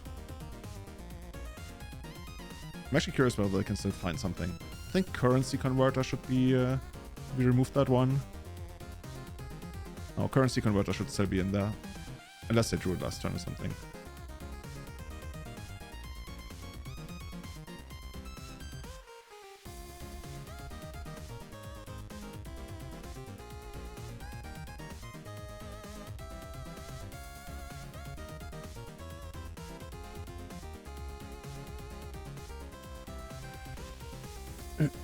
You know, there's a guy cycling around Europe, or at least Germany, if not Europe. And he's actually gonna come to our event on Sunday, our Legacy event. Because the legendary etc. Legacy is taking place again. And I like to imagine he cycled all the way from, let's say, the US via Alaska, Siberia, and all the way to Europe so he can play in etc. But that's probably not the truth, I would guess. That would be impressive. I'm gonna convince myself that's what happened. And he even has like an attachment on his bike so he could like bike over the ocean. You know, a man can try. You can like float it, right? Yeah. Actually, when I think about it, like all that like the Bering Strait, it's probably like frozen, so you can just like ride your bike over it. Oh yeah. Yeah, because that's the only problem about that. Another crab.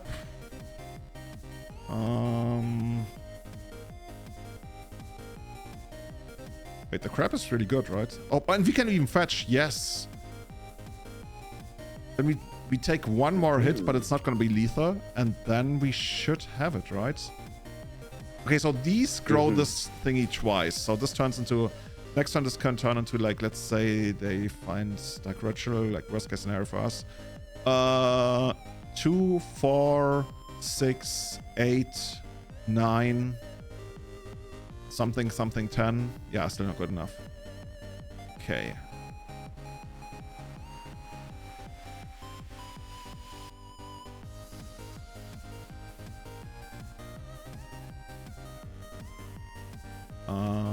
Let's just get an island. Okay, we finally looks like we're about to mill somebody.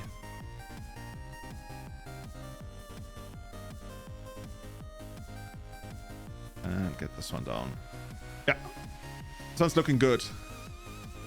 Opponent has altogether 3 cards to still stop us. And then whatever they can do with this. And I guess technically Karn, if there's still a Karn somewhere in there. Haha, got it. Got it.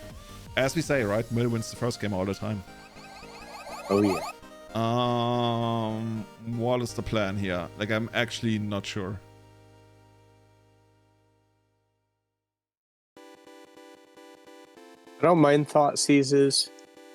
I don't mind cutting a single Scheming Symmetry at least. Yeah, not too keen on that it. too. Thought Seizes sound really good. Yeah, I like that. I believe we can actually do without the ensnaring bridges, even though like they were like okay, but not actually they were not okay. They were just like needless, unnecessary. I don't hate the forces. The opponent like has a bunch of like early Dark Ritual into Planeswalker stuff, so having like forces would be sweet. In which case we would of course take out the Dark Rituals because they're like basically competing for card disadvantage. That's just like too much card. So Surgical can go out. I almost want to bring in the ley lines because I don't know how much anti-artifact they. Well, I guess Karn. They got some, right? They got Karn, yeah, and then whatever they can get from the sideboard. It's Stylex, whatever it was called. So I would like look at something like this. I really don't hate the forces. Like if the opponent like commits to a hand that like ramps out Karn on turn 1, we force it, then which is like an amazing spot. Don't think Opposition Agent does anything really in a matchup except for Scheming Symmetry. Maybe take out one. In which case I would take out all this. Then oh yeah, Brazen Borrower, another one is good. Oh, we have 4 Brazen Borrowers? Yes, please. They're so good against Planeswalkers. Especially against Liliana. It's kind of funny that that's still a card. Okay, let's submit that. I don't hate that.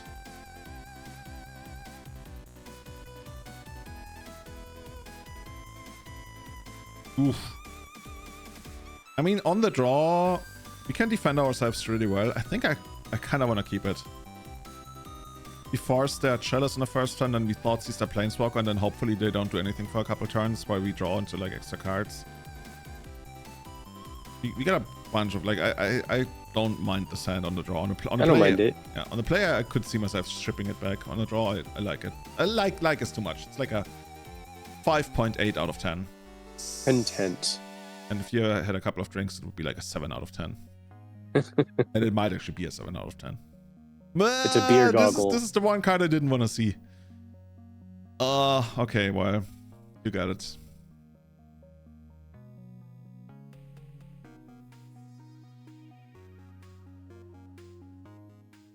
At least it's probably also going to be an interesting decision for the opponent. Because we basically got 2 cards that stop whatever their hand is trying to do. Isn't there a discard card that targets that only goes after non-basic lands? Encroach. Or it's just Destiny. Ever since I first saw the card, I was like, holy like I was a total noob back then. So just the other day.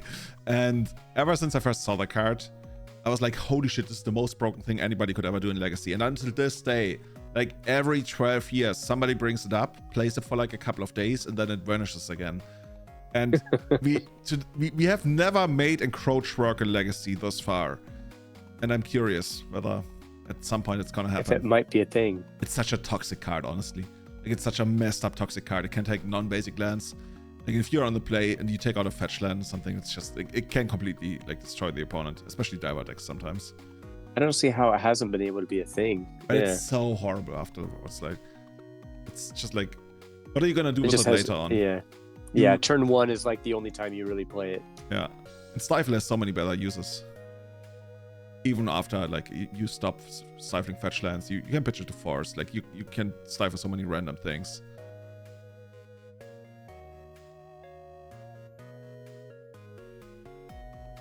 Okay, now we're like in a pretty good spot. Still not a fan that we had to fetch an Underground Sea there, but it is what it is. Like, this is a pretty good creature. There's a chance they dismembered, and I don't know. I guess we let it resolve because we really want to force the Planeswalker. Oh, you know what they have? Ah, fuck this shit. Okay. This is so likely they have Smallpox there. But then maybe they would have Smallpox on their turns to get rid of what looked like our only land. Innocent Blood. I guess that's fine. I bet this has the most badass German name, by the way. Let me look up what Innocent Blood is in German. Scryfall. I bet it's like something super flavorful. Innocent Blood. Okay, you got that. Okay, Innocent Blood in German is called Blut der Unschuldigen. Blood of the Innocent. That sounds so much cooler than Innocent Blood. Because, like, card is not called innocent blood, like the blood itself is innocent. But in the German version, it's the blood of the innocent people. You know what I mean? Oh, you muted yourself. Yeah, it just has much more of. It has much more of. Oh no, I can hear you again. Tone. Yeah. It has so much more of a serious tone to it when it's blood of the innocent. Yeah. Okay, I think I'm willing to gamble to. Yeah, I just want to keep the force. That's all I care about, man. I'm scared of the whatever you want to do with your deck. Okay, yeah, that's true. It's like a proper phrase, right? Okay, in that case, I yield. I mean, technically, the blood of innocent people is also innocent if you believe in what's it called, transitivity or something, like some kind of metaphysical concept, or technically also mathematical. Anyway, we just wanna play more rogues. When in doubt, break the fetch land and get the rogues. Oh my god, you know what this is gonna be? We already know what this is gonna be. But we are gonna fight it. Fight it, fight it, fight it, fight it. We definitely want this land. I feel like this game kinda plays itself.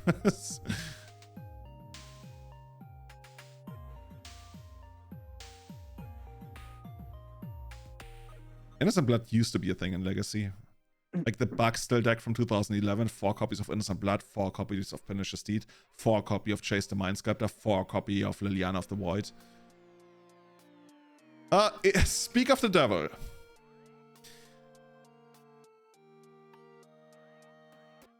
Have you ever seen this cool trick that you can do against Liliana? When you have a bounce spell? So, this trick only works when the opponent has no cards in hand and they +1 Liliana. So in response, you play your bounce spell, Liliana goes back to their hand, and they have to discard Liliana. I love that so much. I love it so much. It's so cool. Oh, gotta try that. Yeah, like we need the opponent to tap out. Which is like, if they're, like they even know about the Brazen Borrower, they're not gonna run into it. But at the very least, we can at least like run out the Brazen Borrower and then kill Liliana. Okay, they played a land. We need them to play like 2 more things that don't attack our hand. We're gonna get rid of Scheming Symmetry.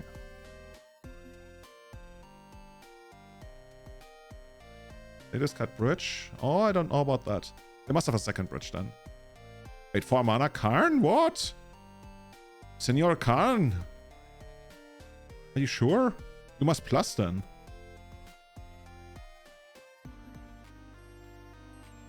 Yeah, okay, they're minus. This is getting so interesting. They want us to choose between killing Lily and Karn. Yeah, we're definitely gonna kill Karn, and then if they want to, they can like kill Lily and lose. Like basically, We'd take both of them out. Yeah. And they have a. I don't even know what the charm name of that card is. Flüssig Metall Überzug, something like that. I guess Liquid Metal has like a badass German translation. Okay, I need it in my life right now. Liquid Metal. German card name of that card is Flüssig Metallanstrich. Yeah, okay, that's pretty cool.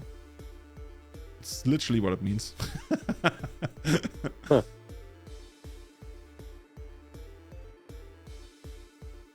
I mean, they could have Snuff Out, I guess. But it's not like we have a way to respect that. Yeah. Well, their only card in their hand is the one they just got from Karn, though, Yeah, right? see? My short-term memory is about as good as a stone's memory. Like, ooh, what if they have Snuff Out?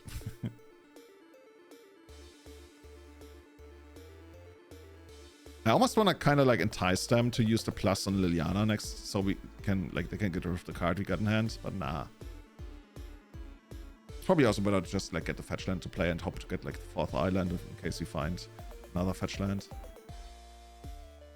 Oh, Castle Lochwein is really good. Ugh.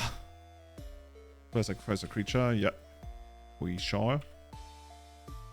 Guess now they hit us for 2. Or actually they have a decision to make. Do they want to hit us for 2?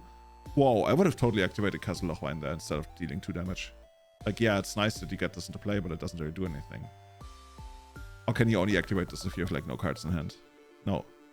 Oh, I guess, yeah, you lose life equal to the number of cards, and it's still worth it to draw the extra card, I would say. Look at me. I wanted them to draw the extra card, and now they're hellbent me draw the Thoughtseize. Well, there goes that idea.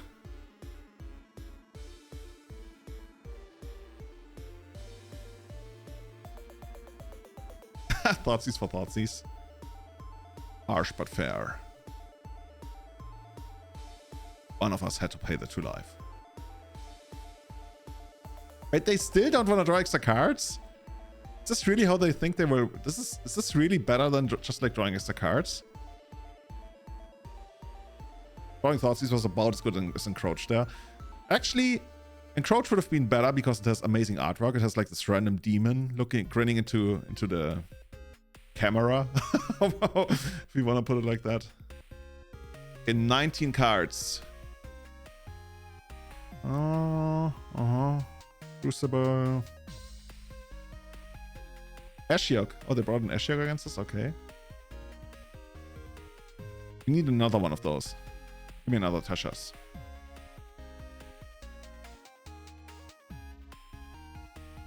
Oh, okay, that's a good one. Oh, that's a good one. That's gonna start working on our lands, I would guess. So I do actually miss actually having a couple Ashioks in. Do you? I mean, it would have done nothing here, actually, right? Not here, yeah. The problem with Ashiok is just like it's so weak when it's like a card that's good or a card that almost does nothing, and that's I like delta, just that right? it wipes out graveyards for the graveyard decks if we don't have our ley lines in. Yeah, but that's not a winning strategy. Like I get it, I get it, and it's cool, but I want more out of 3 mana. Yeah. Other than a 4-turn mill, just a few each turn. Yeah, exactly. For 2 mana, I'd be down. For 2 mana, I'd love it. But 3 mana, it's just like... I mean, for this deck, the difference is not that crazy, but... Yeah. Well, I'm streaming with the one and only... Did we announce you as Kevin Dane? Kevin Dane. Yeah. That's how we do it. From sunny California. And you sound like a local Legacy player. I'm sure you're local to somebody. I'm local to people in my town, but I don't know if I've met you before. If you played in Southern California, maybe we've met. It is him. Hey, Kevin. You're famous, man. You're famous. You popularized Dane Mill, and now you also Orange is here too. He's your biggest fan, by the way. Nice. Spellhold. Does that sound familiar? Spellhold, yeah. Does it hold all the spells? Spellhold. Who's this? Who's Orange Rue? On 7. Ugh. You're the Stifle. Dude, I love you. I already love Spellhold. There's like the Dane Mill guy, there's the Stifle guy. Oh, you know, nice. it's not like, dude, I'm the Delver guy. I'm the combo deck guy. No, I'm the Stifle guy. I was the Elves guy for a while. And I know there's a couple other Elves players, but I haven't played it. I haven't played it really in a while. I haven't really been in there for at least a few months. I've been meaning to go back there and play. I was hoping to go yesterday, but I ended up having to work. You gotta re-establish yourself as well. It's up to you. The Elves Mill guy. Well, I think I'm most known as the Mill guy there because I bring that, or the High Tide. I know there's a couple other High Tide players there, but I'm the only Mill that I remember. Yeah, Elves. I really miss Elves. I just think Master just Almost really has such a beating, right? Thing. It's actually crazy.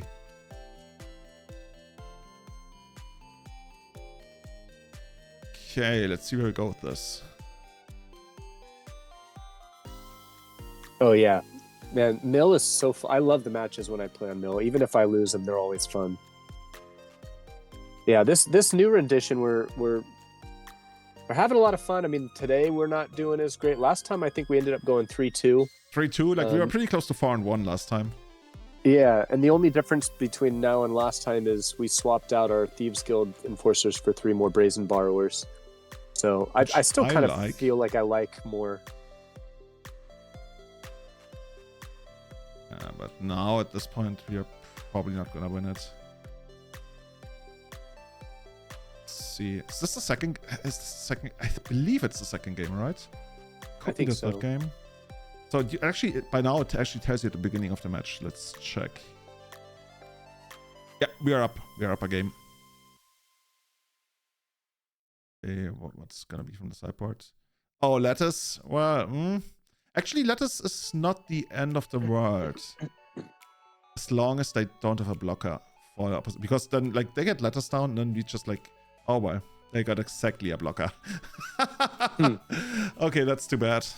Maybe they don't see the line, which is like, yeah, that's surely what's gonna happen, right?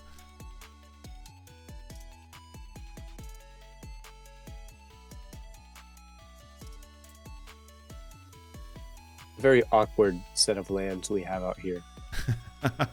What even is this?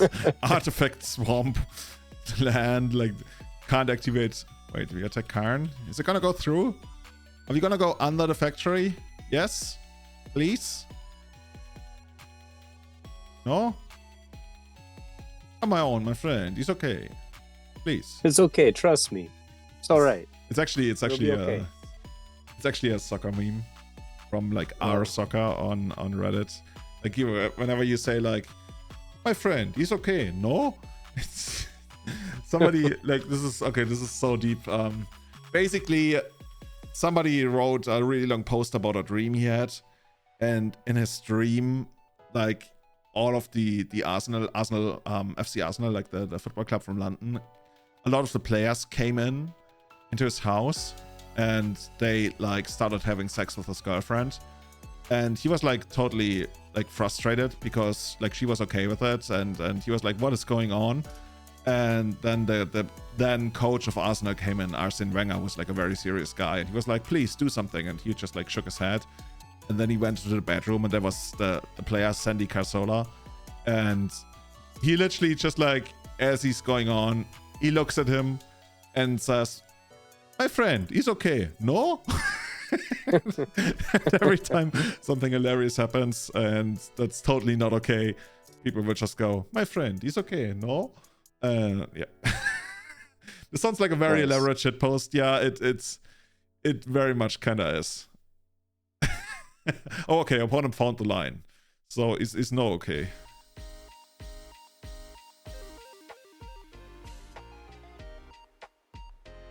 I also had the weirdest stream tonight. Last night, actually. So I was in Munich. I was having lunch break. By the way, we have to go into the next game. I believe we're not winning this one. Well, if the opponent sees the line of actually blocking. They're down to 6 minutes. What's going on there? They might forget to pump. Well, they don't need to pump even. Oh, we trade that's right. anyway. Okay. Yeah, let's go to next game. Yeah, this is just over. Mr. Negroman. Okay. I kept thinking Oppo Agent was a 3-3. Yeah, I wish. There was a line earlier where we would have been like in a really good spot if it was a 3-3, but couldn't make it happen. I think we keep it like that. Let's just like get a couple of crabs and crab them hard. So, by the way, my dream today. I'm on lunch break. I'm at work. We have like some kind of like, I don't know, training on something new, but during lunch break I go out and I want to grab a doner kebab, which I haven't had in like, I think in the last 3 years I have had one doner kebab. And I go to the kebab stand and all of a sudden a kebab appears in my hand. And I'm like, this is not mine. I have not paid yet. I have not ordered yet. And everybody's like, no, it's yours. Where did It's this fine. kebab? Yeah, exactly. And there's no sauce on it, which like doesn't make any sense. I'm like, it's not mine. Everybody is like, they're like, no, it's yours, you can eat it. So I eat it, and it turns out it's like laced with something. It's like a poisonous / magic kebab, and I faint. And That's when they were coming through and they were like, it's okay, no? It's okay, no, take it. I wake up again. I want like a safari bush airplane in the middle of Kenya, and there's a Dutch bush pilot, and he's speaking to me in Dutch. And I kinda get that he wants me to tell him where he needs to land, but I don't know where to land. So he ends up landing like right next to Lake Victoria, which is like in the very west of Kenya, like on the border to Uganda, basically shared, which is like you don't want to get into that water. Anyway, so I get out, I'm totally lost. I walk around, I come to a lodge, like a really fancy safari lodge. And there's, you know how the Nile comes out of Lake Victoria? So it turns out the Nile actually originates from that lodge. In the middle of that lodge, there's this huge hole in the ground, and the river Nile comes out of that and flows into the distance. And there's a lot of American bisons, which like we don't have in Kenya. And they also spawn out of the Nile, and they hastily swim down the Nile and can almost fly in it. It's completely crazy. And I watched that and I'm like, this is the most beautiful thing I've seen in my entire life.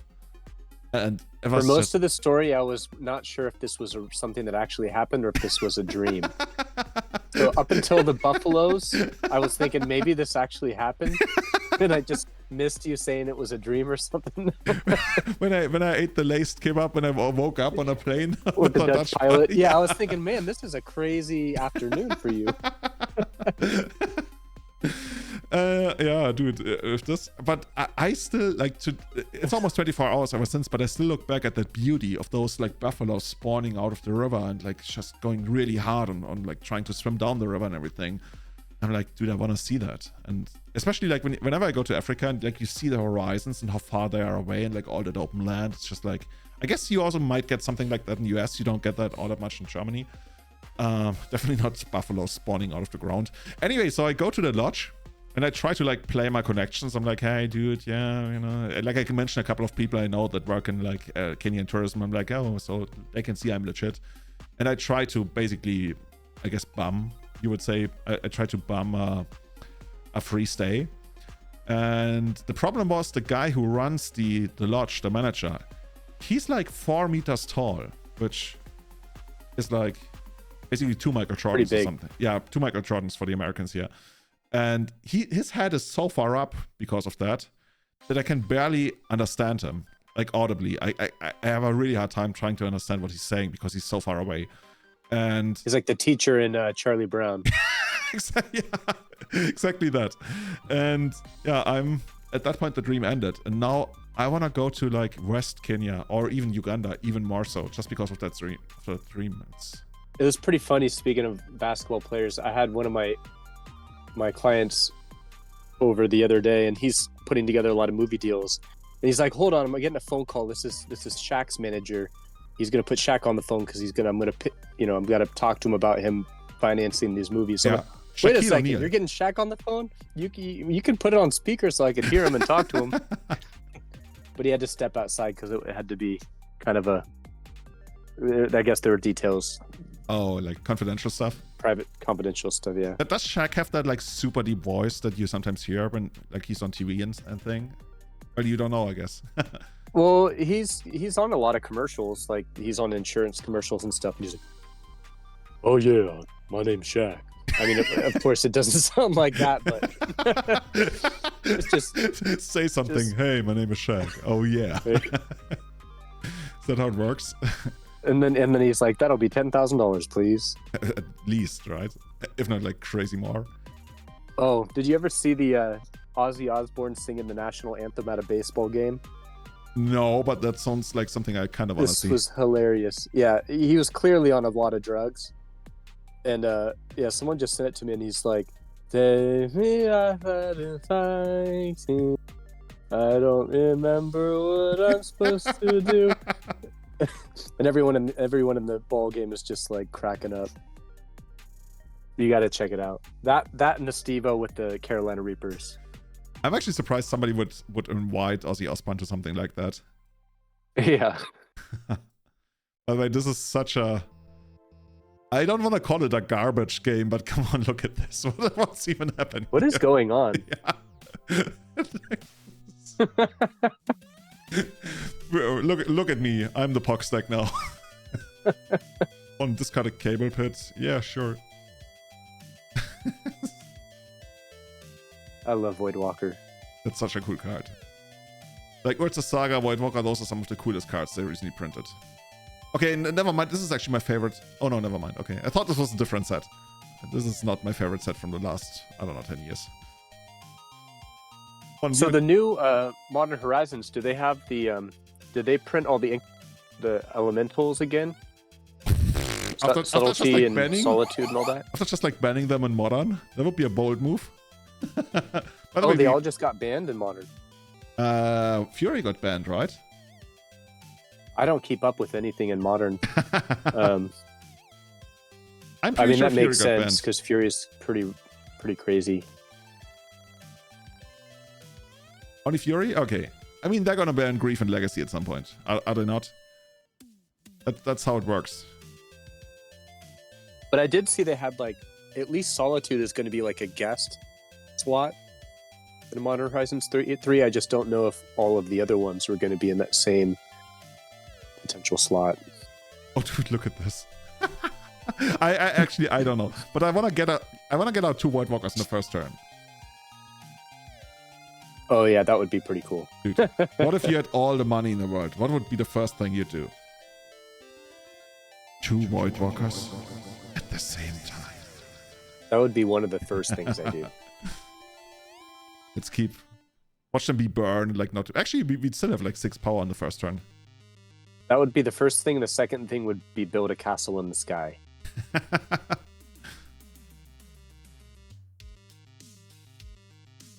Did you see that, like, the ex-wife of Jeff Bezos, she decided to actually donate 650 million of the, like, money she got from him? This is, like, you know, what's his name? Elon Musk, like, he hates that. Like, he even had, like, a little bit of a Twitter meltdown how much he hates, like, when somebody, like, divorces a billionaire and then they use the money for good. It's just like, I hate that so much. How dare you? Yeah.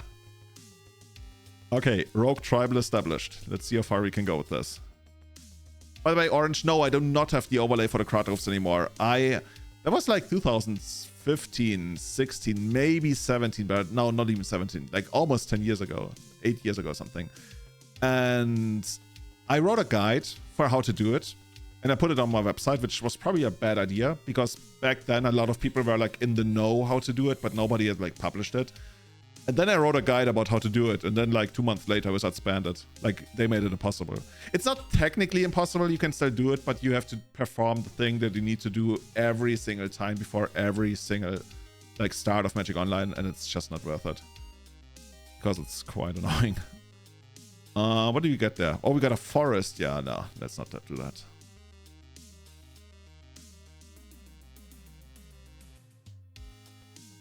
When you're sad. You know what my favorite edit of all of those were? Like, I edited tons of my cards on Magic Online.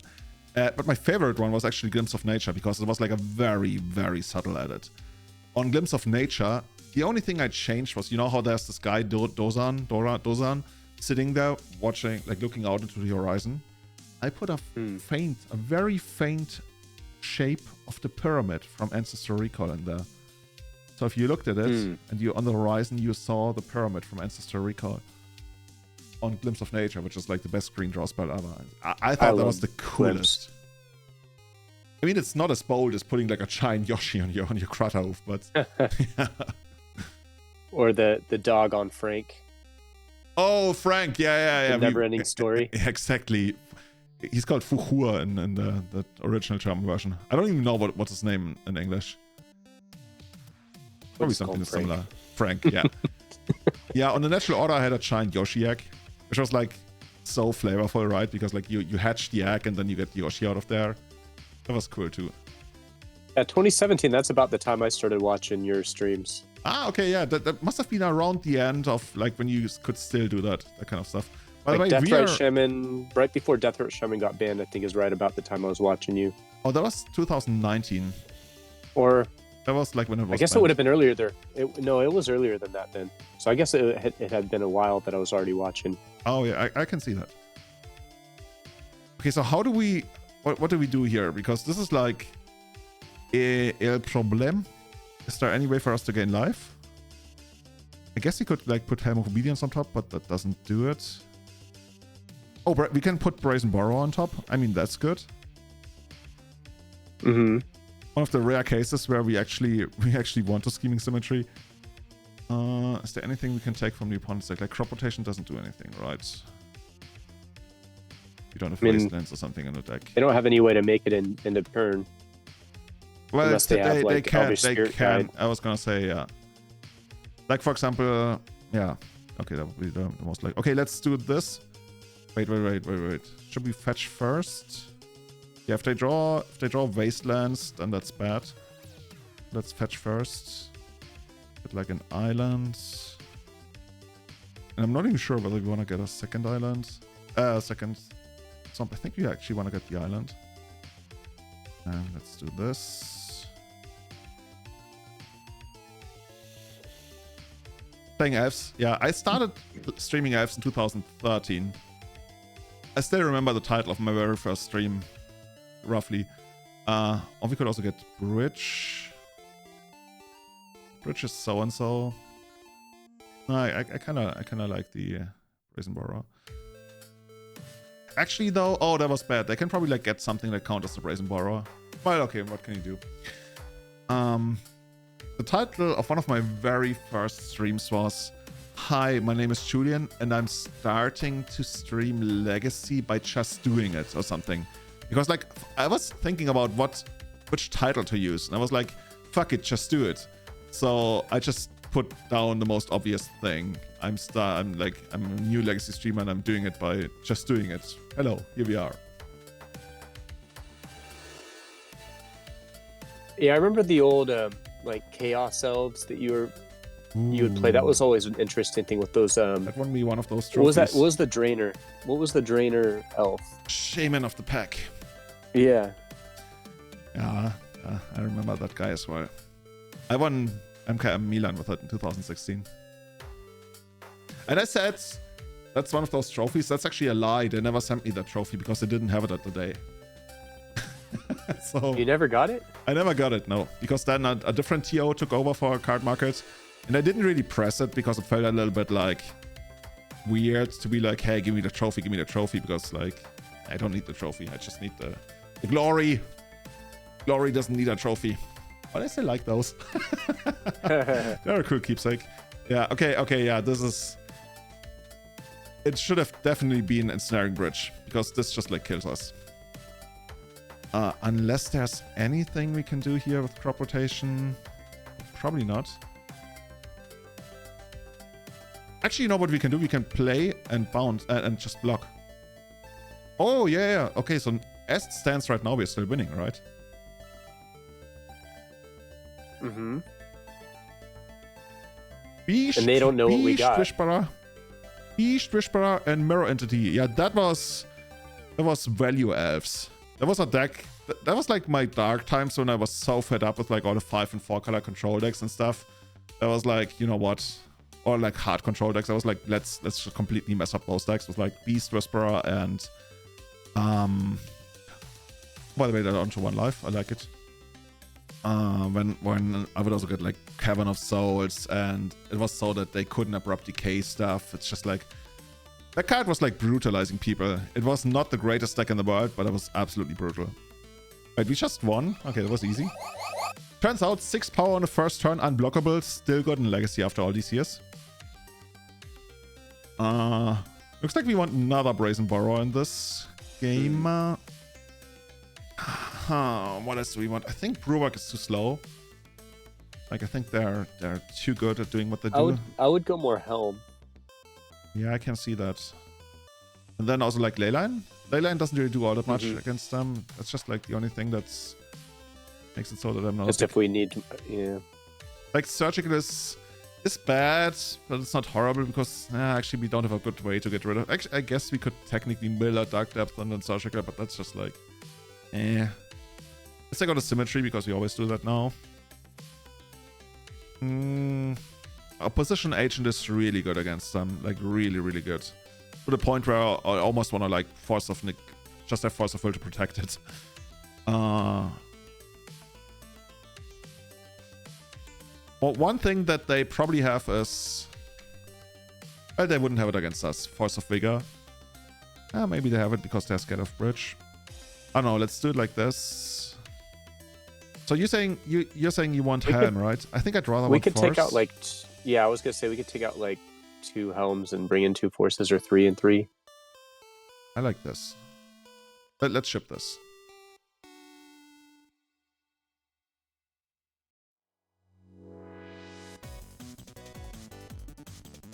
Oh, by the way, Orange, yes, we were supposed to record the new episode on Monday, so it would have been released on Tuesday or Wednesday. But as we were already sitting down, Kai, Callum, and I, and Callum is like, oh wait, I only have like one more update to do on my computer.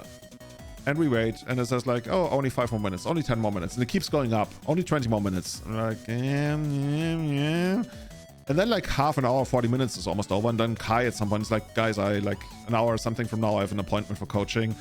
We're like, okay, maybe we can still make it work, and then it's just like, it's not working.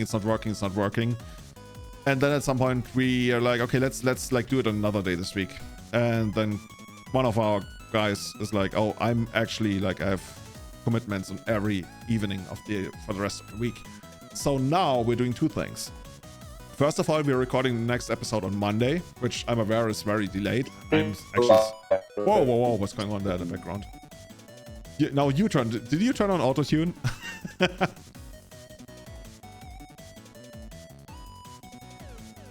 Are you still there? I'm gonna finish that one quickly. So we're gonna have the regular episode recorded on Monday, and I'm gonna try to push it out by Tuesday or at very least Wednesday. And this week, Callum and I are gonna have one of the... I guess I can go as far as to reveal one of... If not, I think if we had to pick the best legacy player in the world right now, he would be the consensus pick. He would be the guy to get the most votes.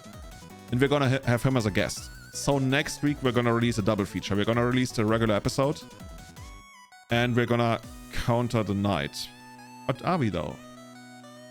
Yeah, let's counter the night. And we're gonna release the interview with that guy, because we want to understand how like you can win as much as this person is winning, because it's completely beyond reason. So for the last like minute or so, you turned into like a mega robot. Was it me or was it you? Because that's like, oh, maybe I heard myself through you, because I heard robot voices from your side, so I figured it was you. But maybe you were actually listening to my stream and was like, I was hearing myself. My speaker's off, but it must have just been my connection. I was gonna ask in chat if everybody else was hearing that, but for the whole time it was like.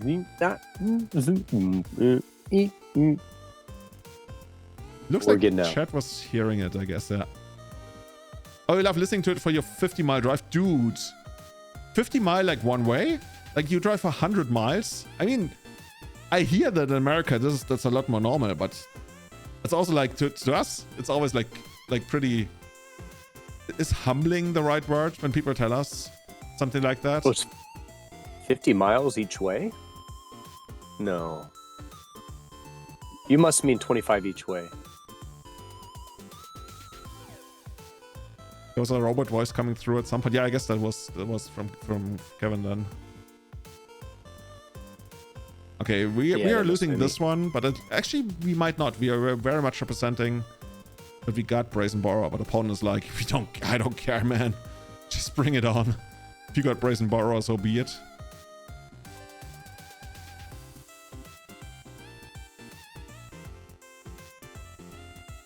Okay, now we're gonna mill them one more time, just so we can see what else is in the deck.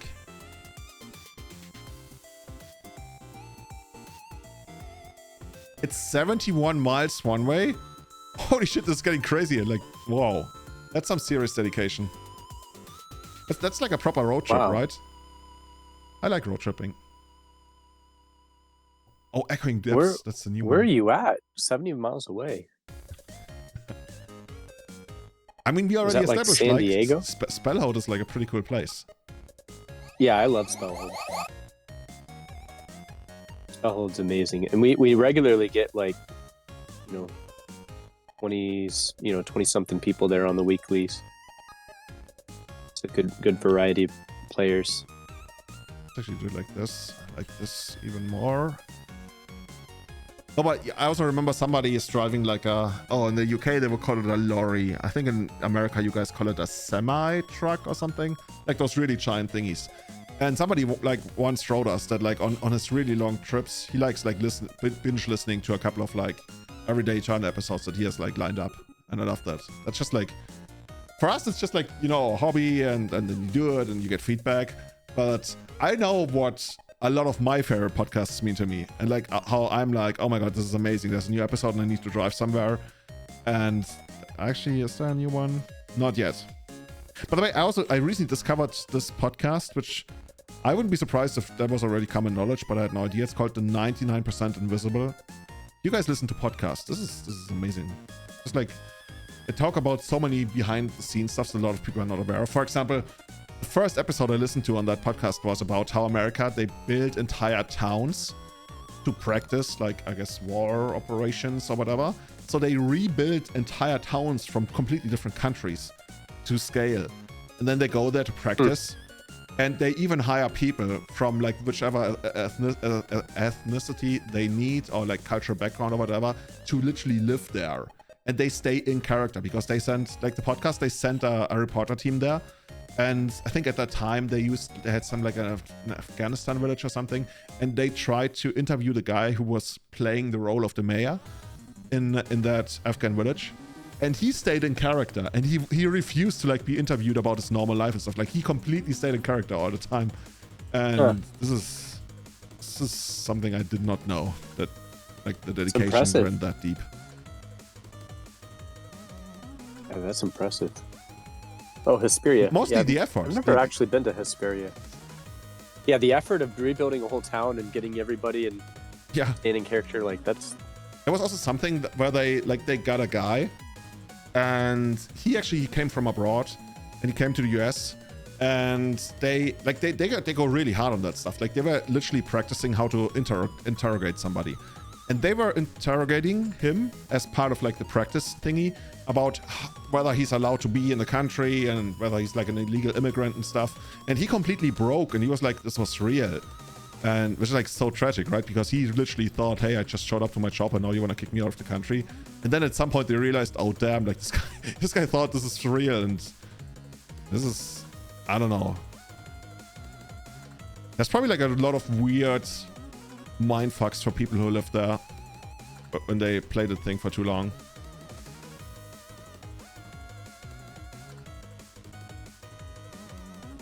So where is it that they do this?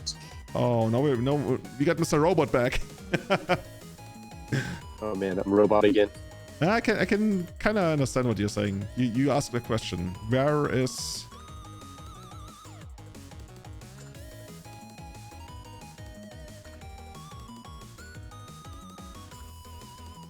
Hesperia. When like, isn't there like in Greek mythology this thing about Hesperian apples?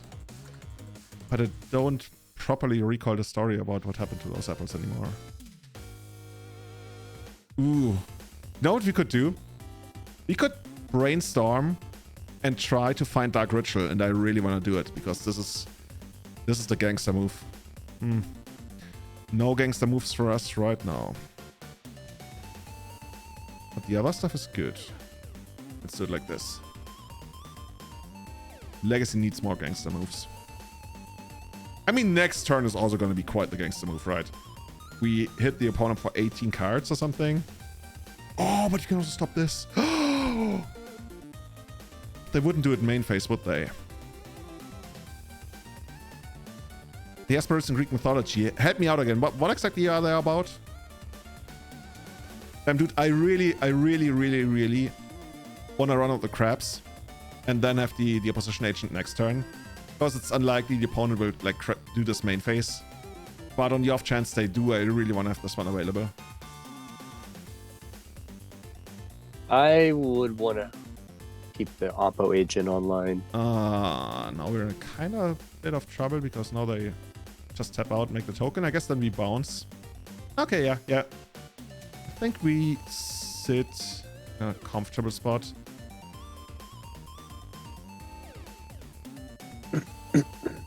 The only thing that's awkward is we want to run out the crab. But we can't do that because if they respawn by Reclaimer, that's devastating to us. Actually, they wouldn't Reclaimer though. I think it's okay. Yeah, okay. Opponent didn't see it. Okay. Now we go mass damage. This is like quad damage to us. I guess they can still get us with Legolas quick reflexes.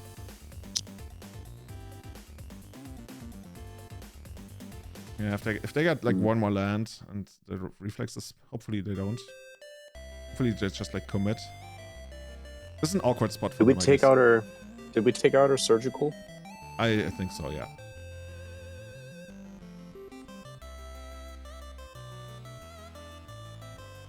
Curious what that's gonna be. Is this just gonna be...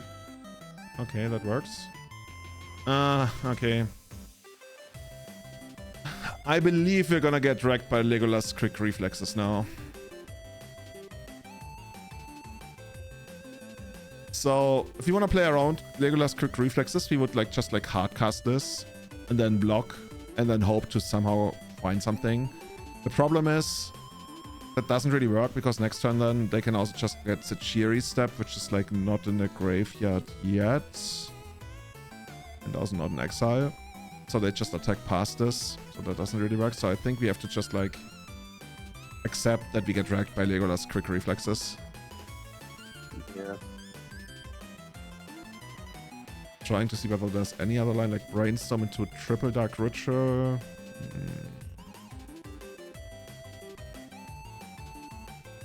Yeah, brainstorm into double dark ritual, I guess, but that's not really a thing that we can do. In that case, I mean, there's a world where they took out. No, they probably didn't take out Cheer Step because they know about Brazen Borrower.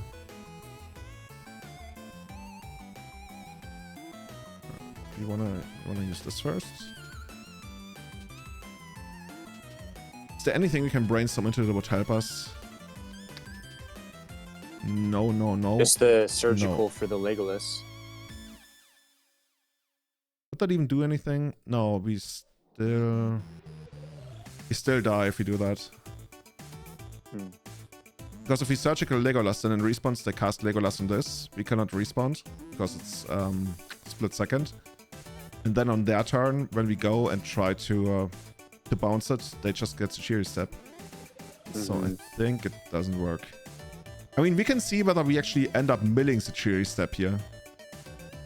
I guess that's one thing that we can try. Let's actually get the island.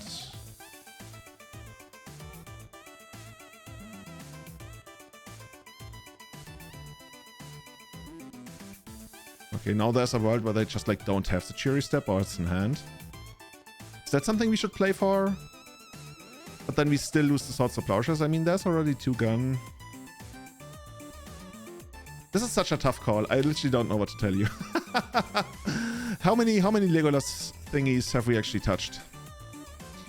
I just see one. Just see one? You usually play more than one, right? I've seen them play up to 4. Many people told me like this is one of the best cards in the deck. I don't want to lose to that card, but also maybe they took us a cheery step. Is that crazy? I mean, where are we even going if they let's say they don't have the cheery step? Where are we going from here? Not really anywhere. Like, right? I'm thinking of trying to just get out a bridge, really. Oh, okay, so you're saying like we try to steal a turn by jump blocking and then trying to find bridge? I mean, in that case, we could also like go brainstorm and find Dark Ritual plus bridge. And then we still have the option of going Brazen Borrower and lose to... I like that, Actually, that gives us one more choice. Okay, let's try that. Dark Ritual plus bridge? No. We tried having a shot. Okay, in that case...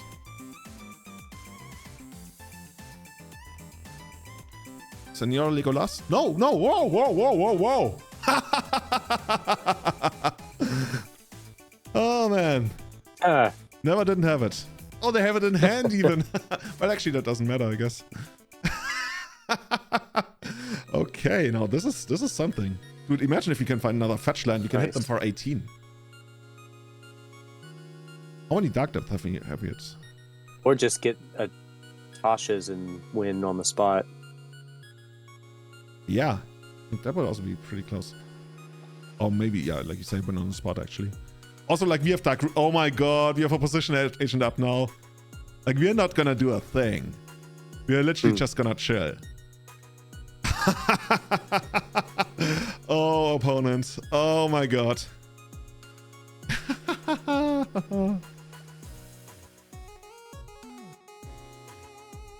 Where's my... remind me later. Wait, the buttons don't work? Okay, we don't need buttons. We can just drag the opponent that way.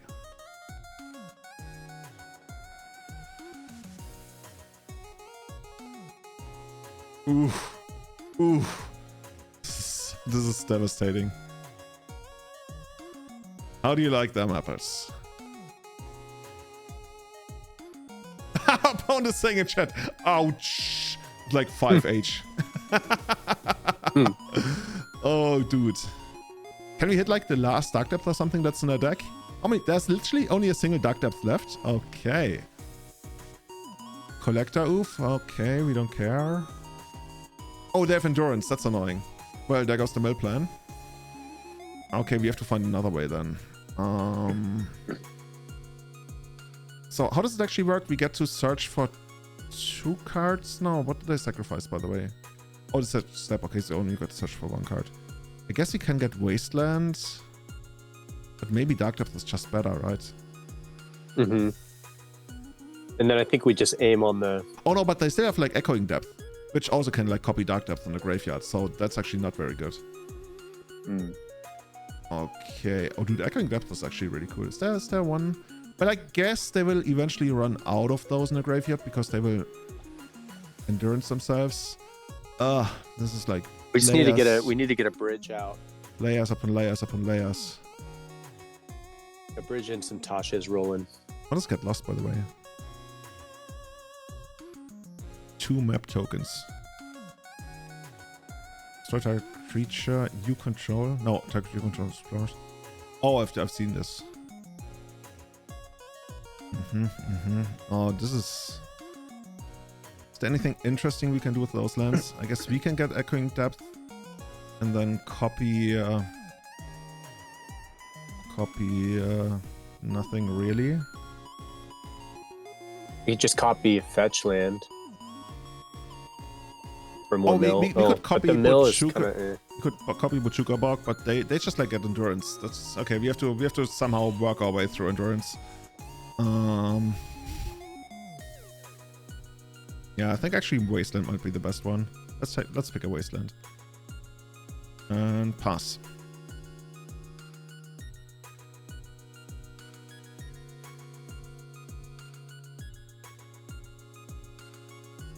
Oh, you're right. Fetchland would have been also really good. But you know what we need to find? Imagine if you can find, what's it called? A Borrow. Yeah, that one's not very good.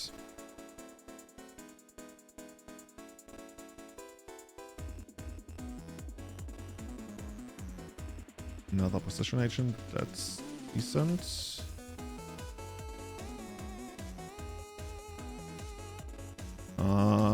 Tasha's. I guess that's a start. I guess you just take Tasha's, right? Because those are exiles. yeah, that's how I'm thinking. Probably our most likely way of winning. Oh, this way. That also, I think they need to endurance themselves now. But the cards go on the bottom, so we still exile like at least 1 Dark Depth and the Echoing Depth. Oh, good. This is. It's too late in the evening for me to completely wrap my head around like how things are gonna work out. It should take out the full 20, but yeah, I think you're. So we have to. They might still deal with. They might wait. Yeah, they might definitely wait have to until wait. after the exile. Yeah, definitely. Yeah. I guess we can stick. No, actually, we're gonna get the Wasteland because we also just like wanna straight up Wasteland them.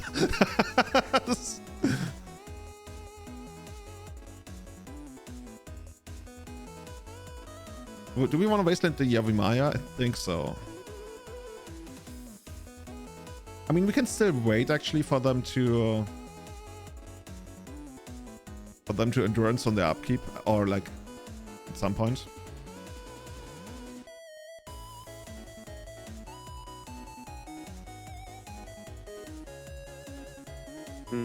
Yeah, your call. I mean, I would like to keep the Wasteland up. Oh, you would, but I want them to have like no mana. That's the one thing that I care so much about.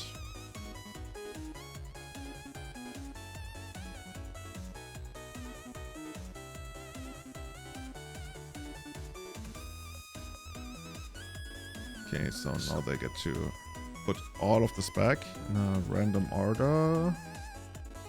But now we with our Void Walker, now we can actually properly mill. Yeah, also they're out of endurances now, I think, right? This one gets evoked, that's fine. And then we try to basically steal another turn. Okay, you got the mana, but I don't think you want to activate your reclaimers. That's not gonna be... Okay, main phase land. Okay, oh dude, we're gonna get them so bad. We're gonna get them so dirty. Another opposition agent there. Awesome, we have this one next turn as well. I almost feel sorry for the opponent. You're up a game, right? Oh no, we lost the game. We lost the game. No, we lost the game. Yeah. Okay, and once again, we just chill. Maybe you find like a fetch land or something, which like takes out almost like more than half the deck. And that one's fine. Let's get one of those.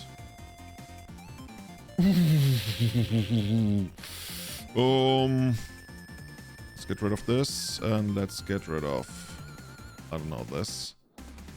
Opponent, here we go. We can mill you for this game and for the next game.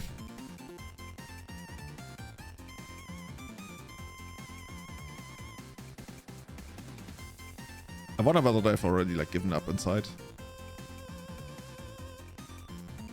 At the very least, once the next opposition agent hits. Oh god, no! Please! I did not ask for these powers. But they were granted to me. Vroom. Vroom. Opponent saying ouch. Super ouch.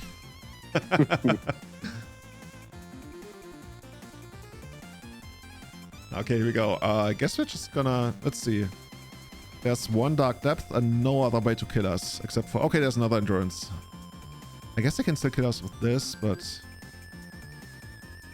Will we just take the Bog? No, the Bog doesn't... I think we just take the Dark Depth, because then they have to kill us like with regular creatures, which is gonna be so hard. Yeah, let's take the Depth. And they're dead next turn anyway. Unless they drew Endurance for this turn. If they drew Endurance for this turn, so be it.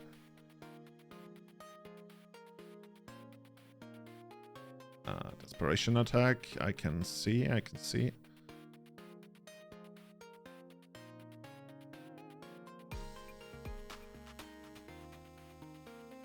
Watch us like play Dark Depth and then like manually remove all the tokens.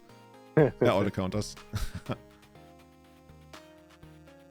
There's Dark Ritual on top, right? I guess. Ah, it's too late. Oh, it's not even Dark Ritual, it's this guy.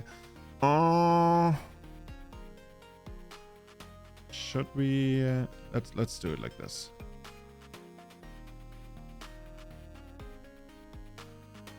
Let's get rid of those 17 cards.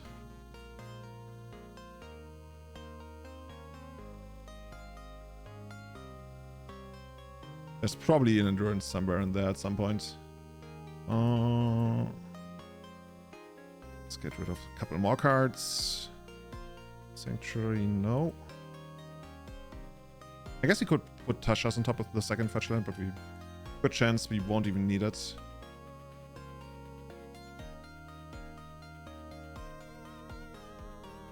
And I kind of want to bounce this before it actually becomes a thing.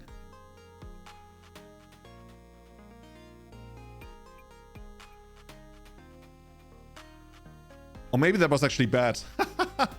Well, actually, that doesn't matter. I was like, oh, now they have a pitch cut for Endurance, but they could have hard cast Endurance anyway.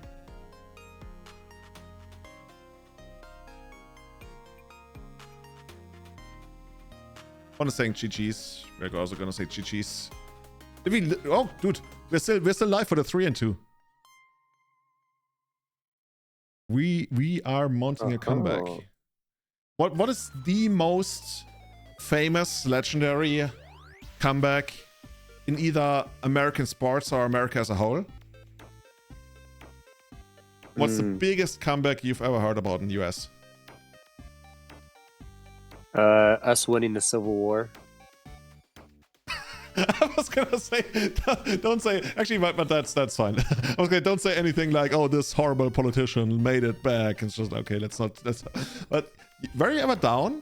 Like I know quite a bit about the American Civil War, but was there a point where it looked like, oh shit, the South is gonna win, or just that the whole country is like, oh, gonna crumble? Yeah. Gonna crumble, but we survived it. Okay, in unity. Yeah. Okay. Yeah. Okay. Let's stay at sports then. Oh, Patriots Falcons. That must be it, right? Actually, I watched that one. Oh, the latest Super Bowl, that was a pretty wild. Well, that was also a great comeback. Yeah, that was the closest. Yeah, that was the closest game I've ever seen. I think Patriots versus Falcons like 6 years ago or something. I think they were down like 3-35 or something, and they came back, which is like completely blows your mind. With our opening hands, they look a little bit rancid sometimes. Okay, let's see where this goes.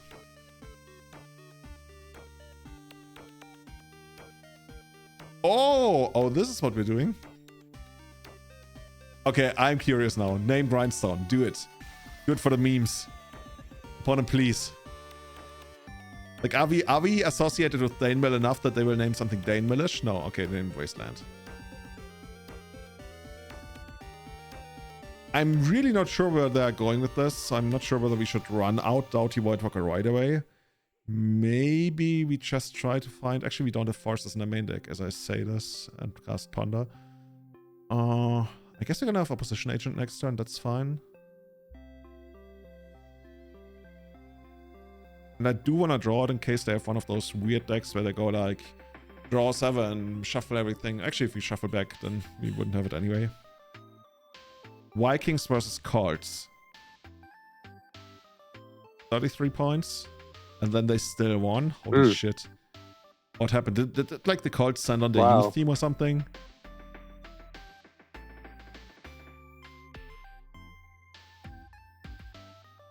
They were probably all drinking Red Bull.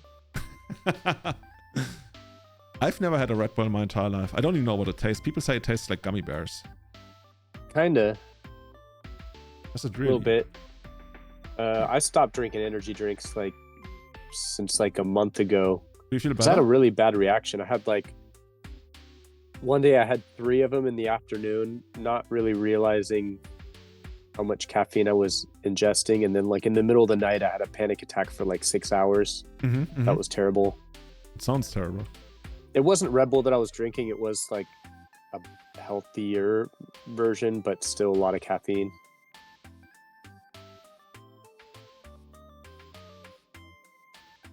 This is straight up good old painter. Love that. Position agent is probably going to be so and so. Fable is remember annoying. Painter being pretty hard for us to beat.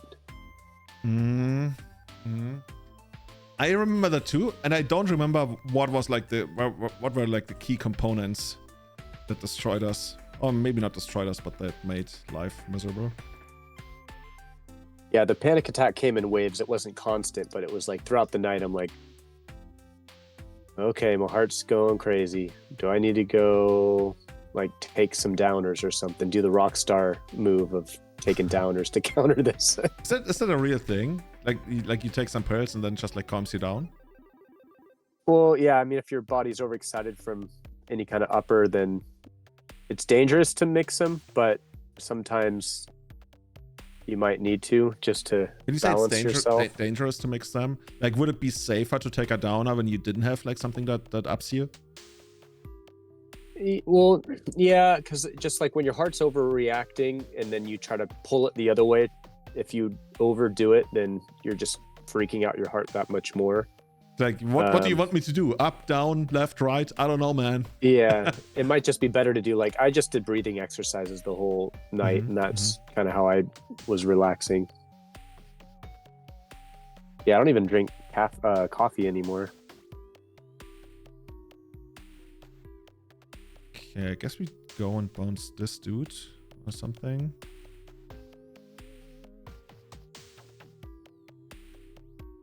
This is complicated because I don't really feel like we're getting somewhere. Like we get our cards down, Although but they have like no synergy and stuff. if we find a scheming, I think we're in helm territory. And we put Tasha's on top right, should milk quite a bit. Or do you want to go for Ponder? I kind of want to get Ponder, actually. Yeah, I'd go Ponder. Okay. I mean, it doesn't really matter if they're willing to pay the 2 life to mill us, but let's see. Petty theft. Let's petty this theft. I mean, we're actually like, this is a real beatdown thingy that's going on here. If they want to make a token next turn, they once again lose 2 life. I guess they get the token here, but then we also have some flyers. So, like, if we can delay, we could get somewhere.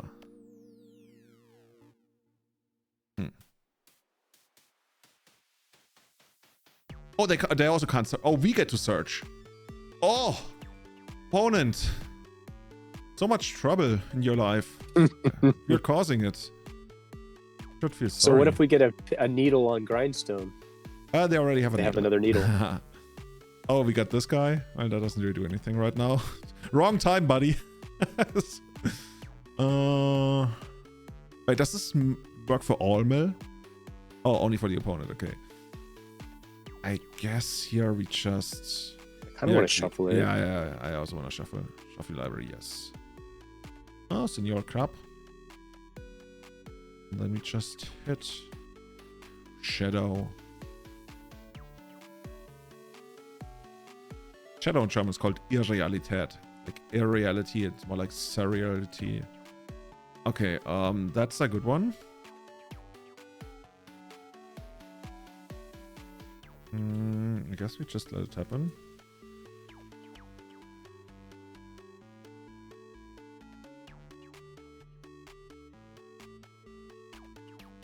Funny enough, we could have also, had we drawn like another land, we could have gone like double Brazen Borer end of turn. But it's still like, right now we still have enough to kill them. Let's see how this goes.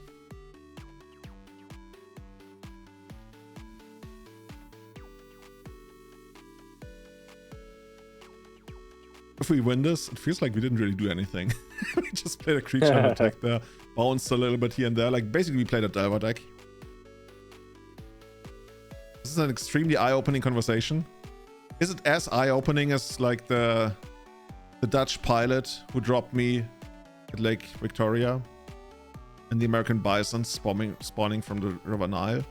If this is like the dream that actually happened. If this is the kind of dream and fantasy stuff you get when you take drugs, then, you know, maybe at some point in my life, I've never done anything, even remotely drug thingy. But if I can have a dream like that, now we're talking. Because that dream was amazing. Anyway, what does this even do? I remember it was like you needed to invest so much, and then at some point you get card advantage. Exile the top 2 cards of your library. Choose one of them until end of turn. Next turn, you may play the card. Did we get to see which one they picked? Yeah, exile top 2 cards of your library. So they picked like... Okay, we will see what it does in a moment. Oh, yeah, we win the game. By the way, what happened to my camera? Did it like overheat or something? Ah, there we are, back. So, painter, huh? Painter. What does the painter do? I don't think we can rely on scheming symmetry when they have like holds. Just like it's too hard. Don't really need bridges. They also don't work very well against Wilder. Even though we don't really have any other artifacts, so they work okay, but they're really not great in the matchup.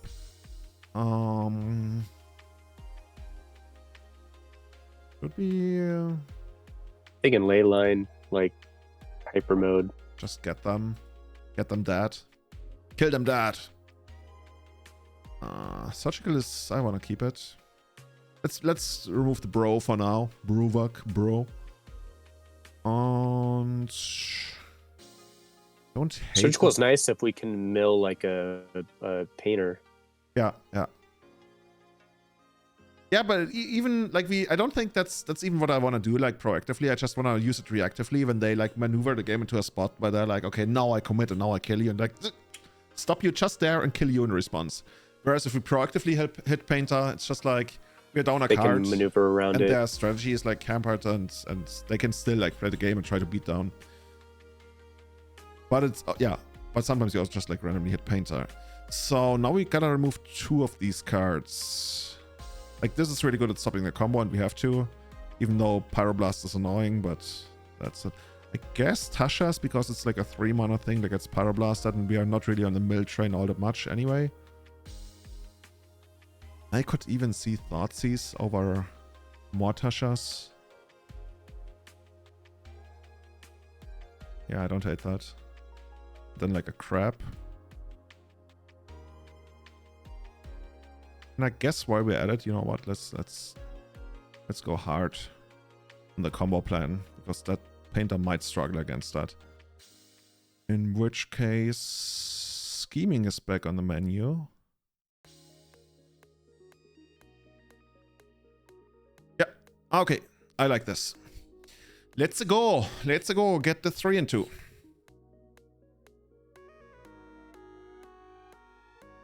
Shadow's just high flying for hipsters, change my mind. Kinda, but not really. Because technically, like, high flying would be still able to block flying, right? Horsemanship is like flying.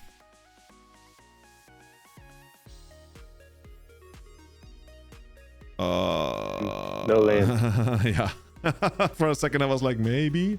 Okay, this one we keep. The opposition agent is so good, but are we ever gonna cast it? Okay, let's get rid of the Void Walker. Like, the thing is, this is a mulligan to 5. You have to get rid of the Force. I just don't want to, but we have to. Let's get rid of the Force. And actually the Brainstorm, because like all of our stuff is good.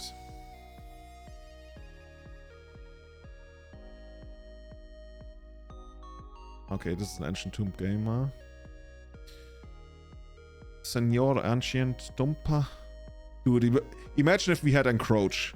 Then we could Thoughtseize the Encroach. I don't really want to play the Thoughtseize because they're not going to use the mana for anything next turn anyway, but I also don't want to cast the Ponder because I kind of want to keep it. And if you really have to, then we're going to cast it for our land next turn. Wait, no, what? No Ancient Tomb? Why would you lead on the Yorkshire Saga then? Oh, because it's a turn 3 painter kill. Okay, that makes sense. Well, it made sense up until just now. I'm sorry.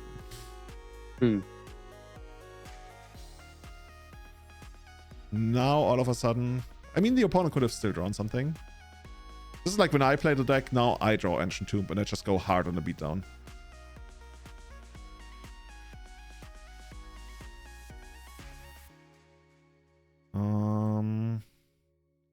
Just get the Void Walker. Don't really want to put my opponent in a position.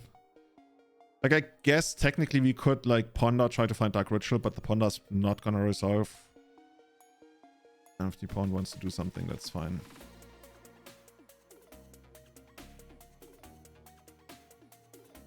So the dream is to kind of find like a land in the next 2 turns, so we can at least like shut this one off. The opposition nation, but right now, like all of this is like looking good. Just curious what the opponent's gonna find now. There's even a world where we just like kill them with their own Urza Sagas. Actually, no, this one is only for cast, right? Oh, you may play, so we could actually we could try to kill them with their own Urza Saga. But they're gonna have another one. Oh, actually, what if we next time we get Saga? And then we can also opposition agent. That feels so good. Okay, let's see what happens here. So they can play this until the end of the next turn, which won't do anything at all. And this one is an exile, so they can't even reuse it. And now they got this.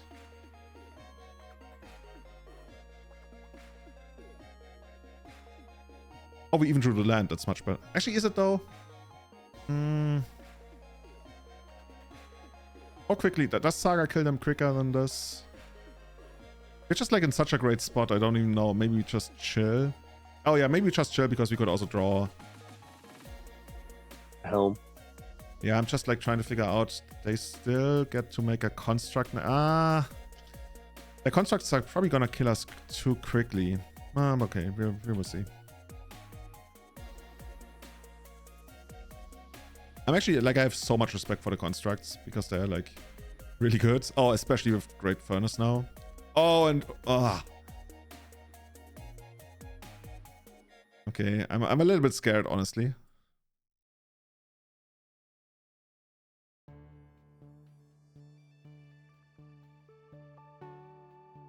Let's get the Agent. Yeah, I think we should have played what's the Saga last turn. Not too sure, though. Their constructs would still be bigger.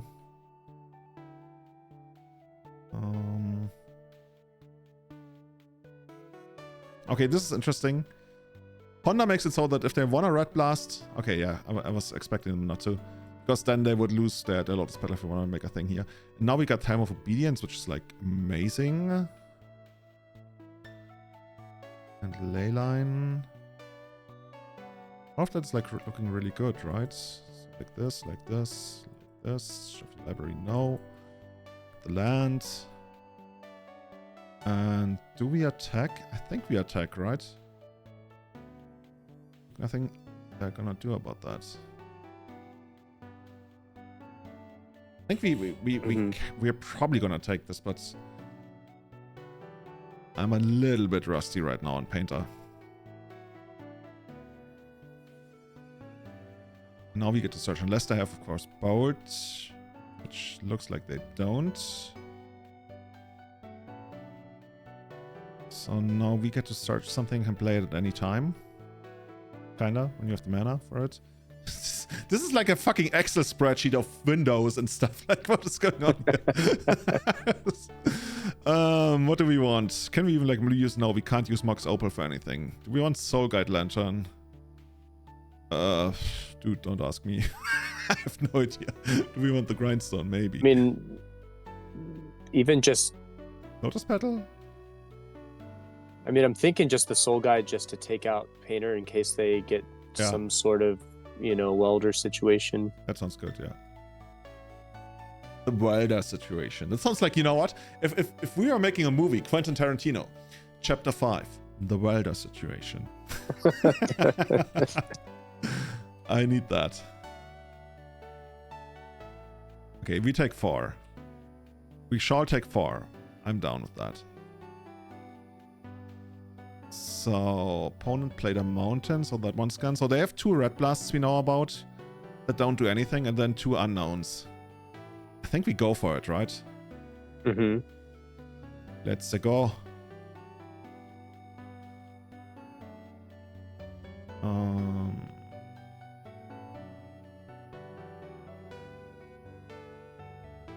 Let's put... I'm not even sure if I want to put Ponder on top. That's just another thing. I mean, ideally, the game is not going to go to the next turn anyway. So let's just... Yeah.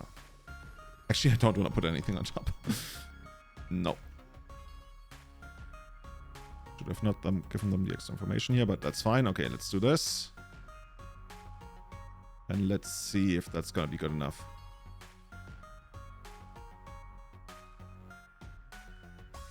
See, we got artifacts too.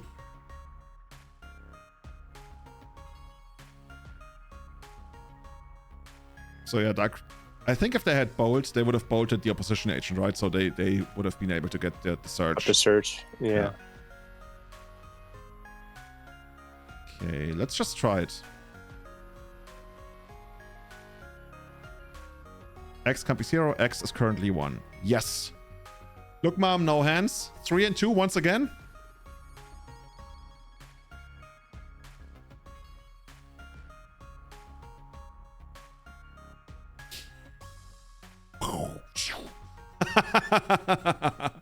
Still got it. Still got it. We started out not that well, Nice. but we came back, dude. We came back. Nice. Let's crack that shit. I want to see what's in there. Dude, this is such an like, I guess it's not an established deck in that sense, but you know what I mean, right? This is like a deck. You go into a league and we ended up 3-2, and it's not like the craziest thing in the world anymore. It's just like, yeah, okay, cool. Okay, Hedge Maze, that could actually be worth something. Okay, let's see if the bot can still do the old E price. Hedge Maze. It's a tick. Okay. We got something. And this one only has crap in it. This is like basic lands all the time. Library. There's a card in Magic called Library. Did you know that? Just straight up library. Enters the battlefield tapped. Is it? Investigate. Good. I had no idea there was a card. Which set is that from? MTG Clue? What is MTG? I don't know. Could be a band or something. And the lead pipe. Isn't that something people use to get high? Create dice. Each one loses 1 life. Draw a card. Okay. We'll take it. It's from the MTG Clue edition. Oh, I should have known. Oh man. It's getting late. I was almost gonna say I gotta hit the lead pipe. That was fun, dude. That was fun. Scheming Symmetry, it had ups and downs. It's exactly what we expected it to do. It was either like completely crazy or useless, pretty much, but I loved it. I could see maybe taking out 1. Yeah, definitely. I think we should take out 1, and then we should figure out what else we want to do. Like, I absolutely loved what we did with the 3 Brazen Borrowers. And other than that, like, yeah. How did we win most of the games? Like, we won some games by Tasha, some games by Krabs, some games by yeah, I think Opposition Agent also did quite a lot of heavy lifting. Yeah, we had a pretty good mix of stuff. Like, the only thing that I feel so-and-so about, I guess, is the Forces right now on the board. But, yeah. Yeah, I mean, that could be something else. Mm-hmm. Just, Fluster Storms or even Spell Pierces or something else. I guess in the end, it depends on, like, disadvantage. Yeah, which kind of deck we want to gun for and want to aim for to take it down, but we'll figure it out. But with that, everybody, Kevin, thank you so much. If you want to see more of this, give us a follow, give us a sub, and I'm going to send you over to Kai Savatarix, the sweetest, finest kind of Japanese magic coming straight to you from Berlin, actually. And what is he playing? Oh, he's playing his signature deck. Say hello to Goblin Master, Kai Savatarix. It was a pleasure, and everybody, see you on the other side. Kevin, always having a great time. Stay healthy, and see you again next time. Bye-bye, everybody. Always fun, Julian. See you, man.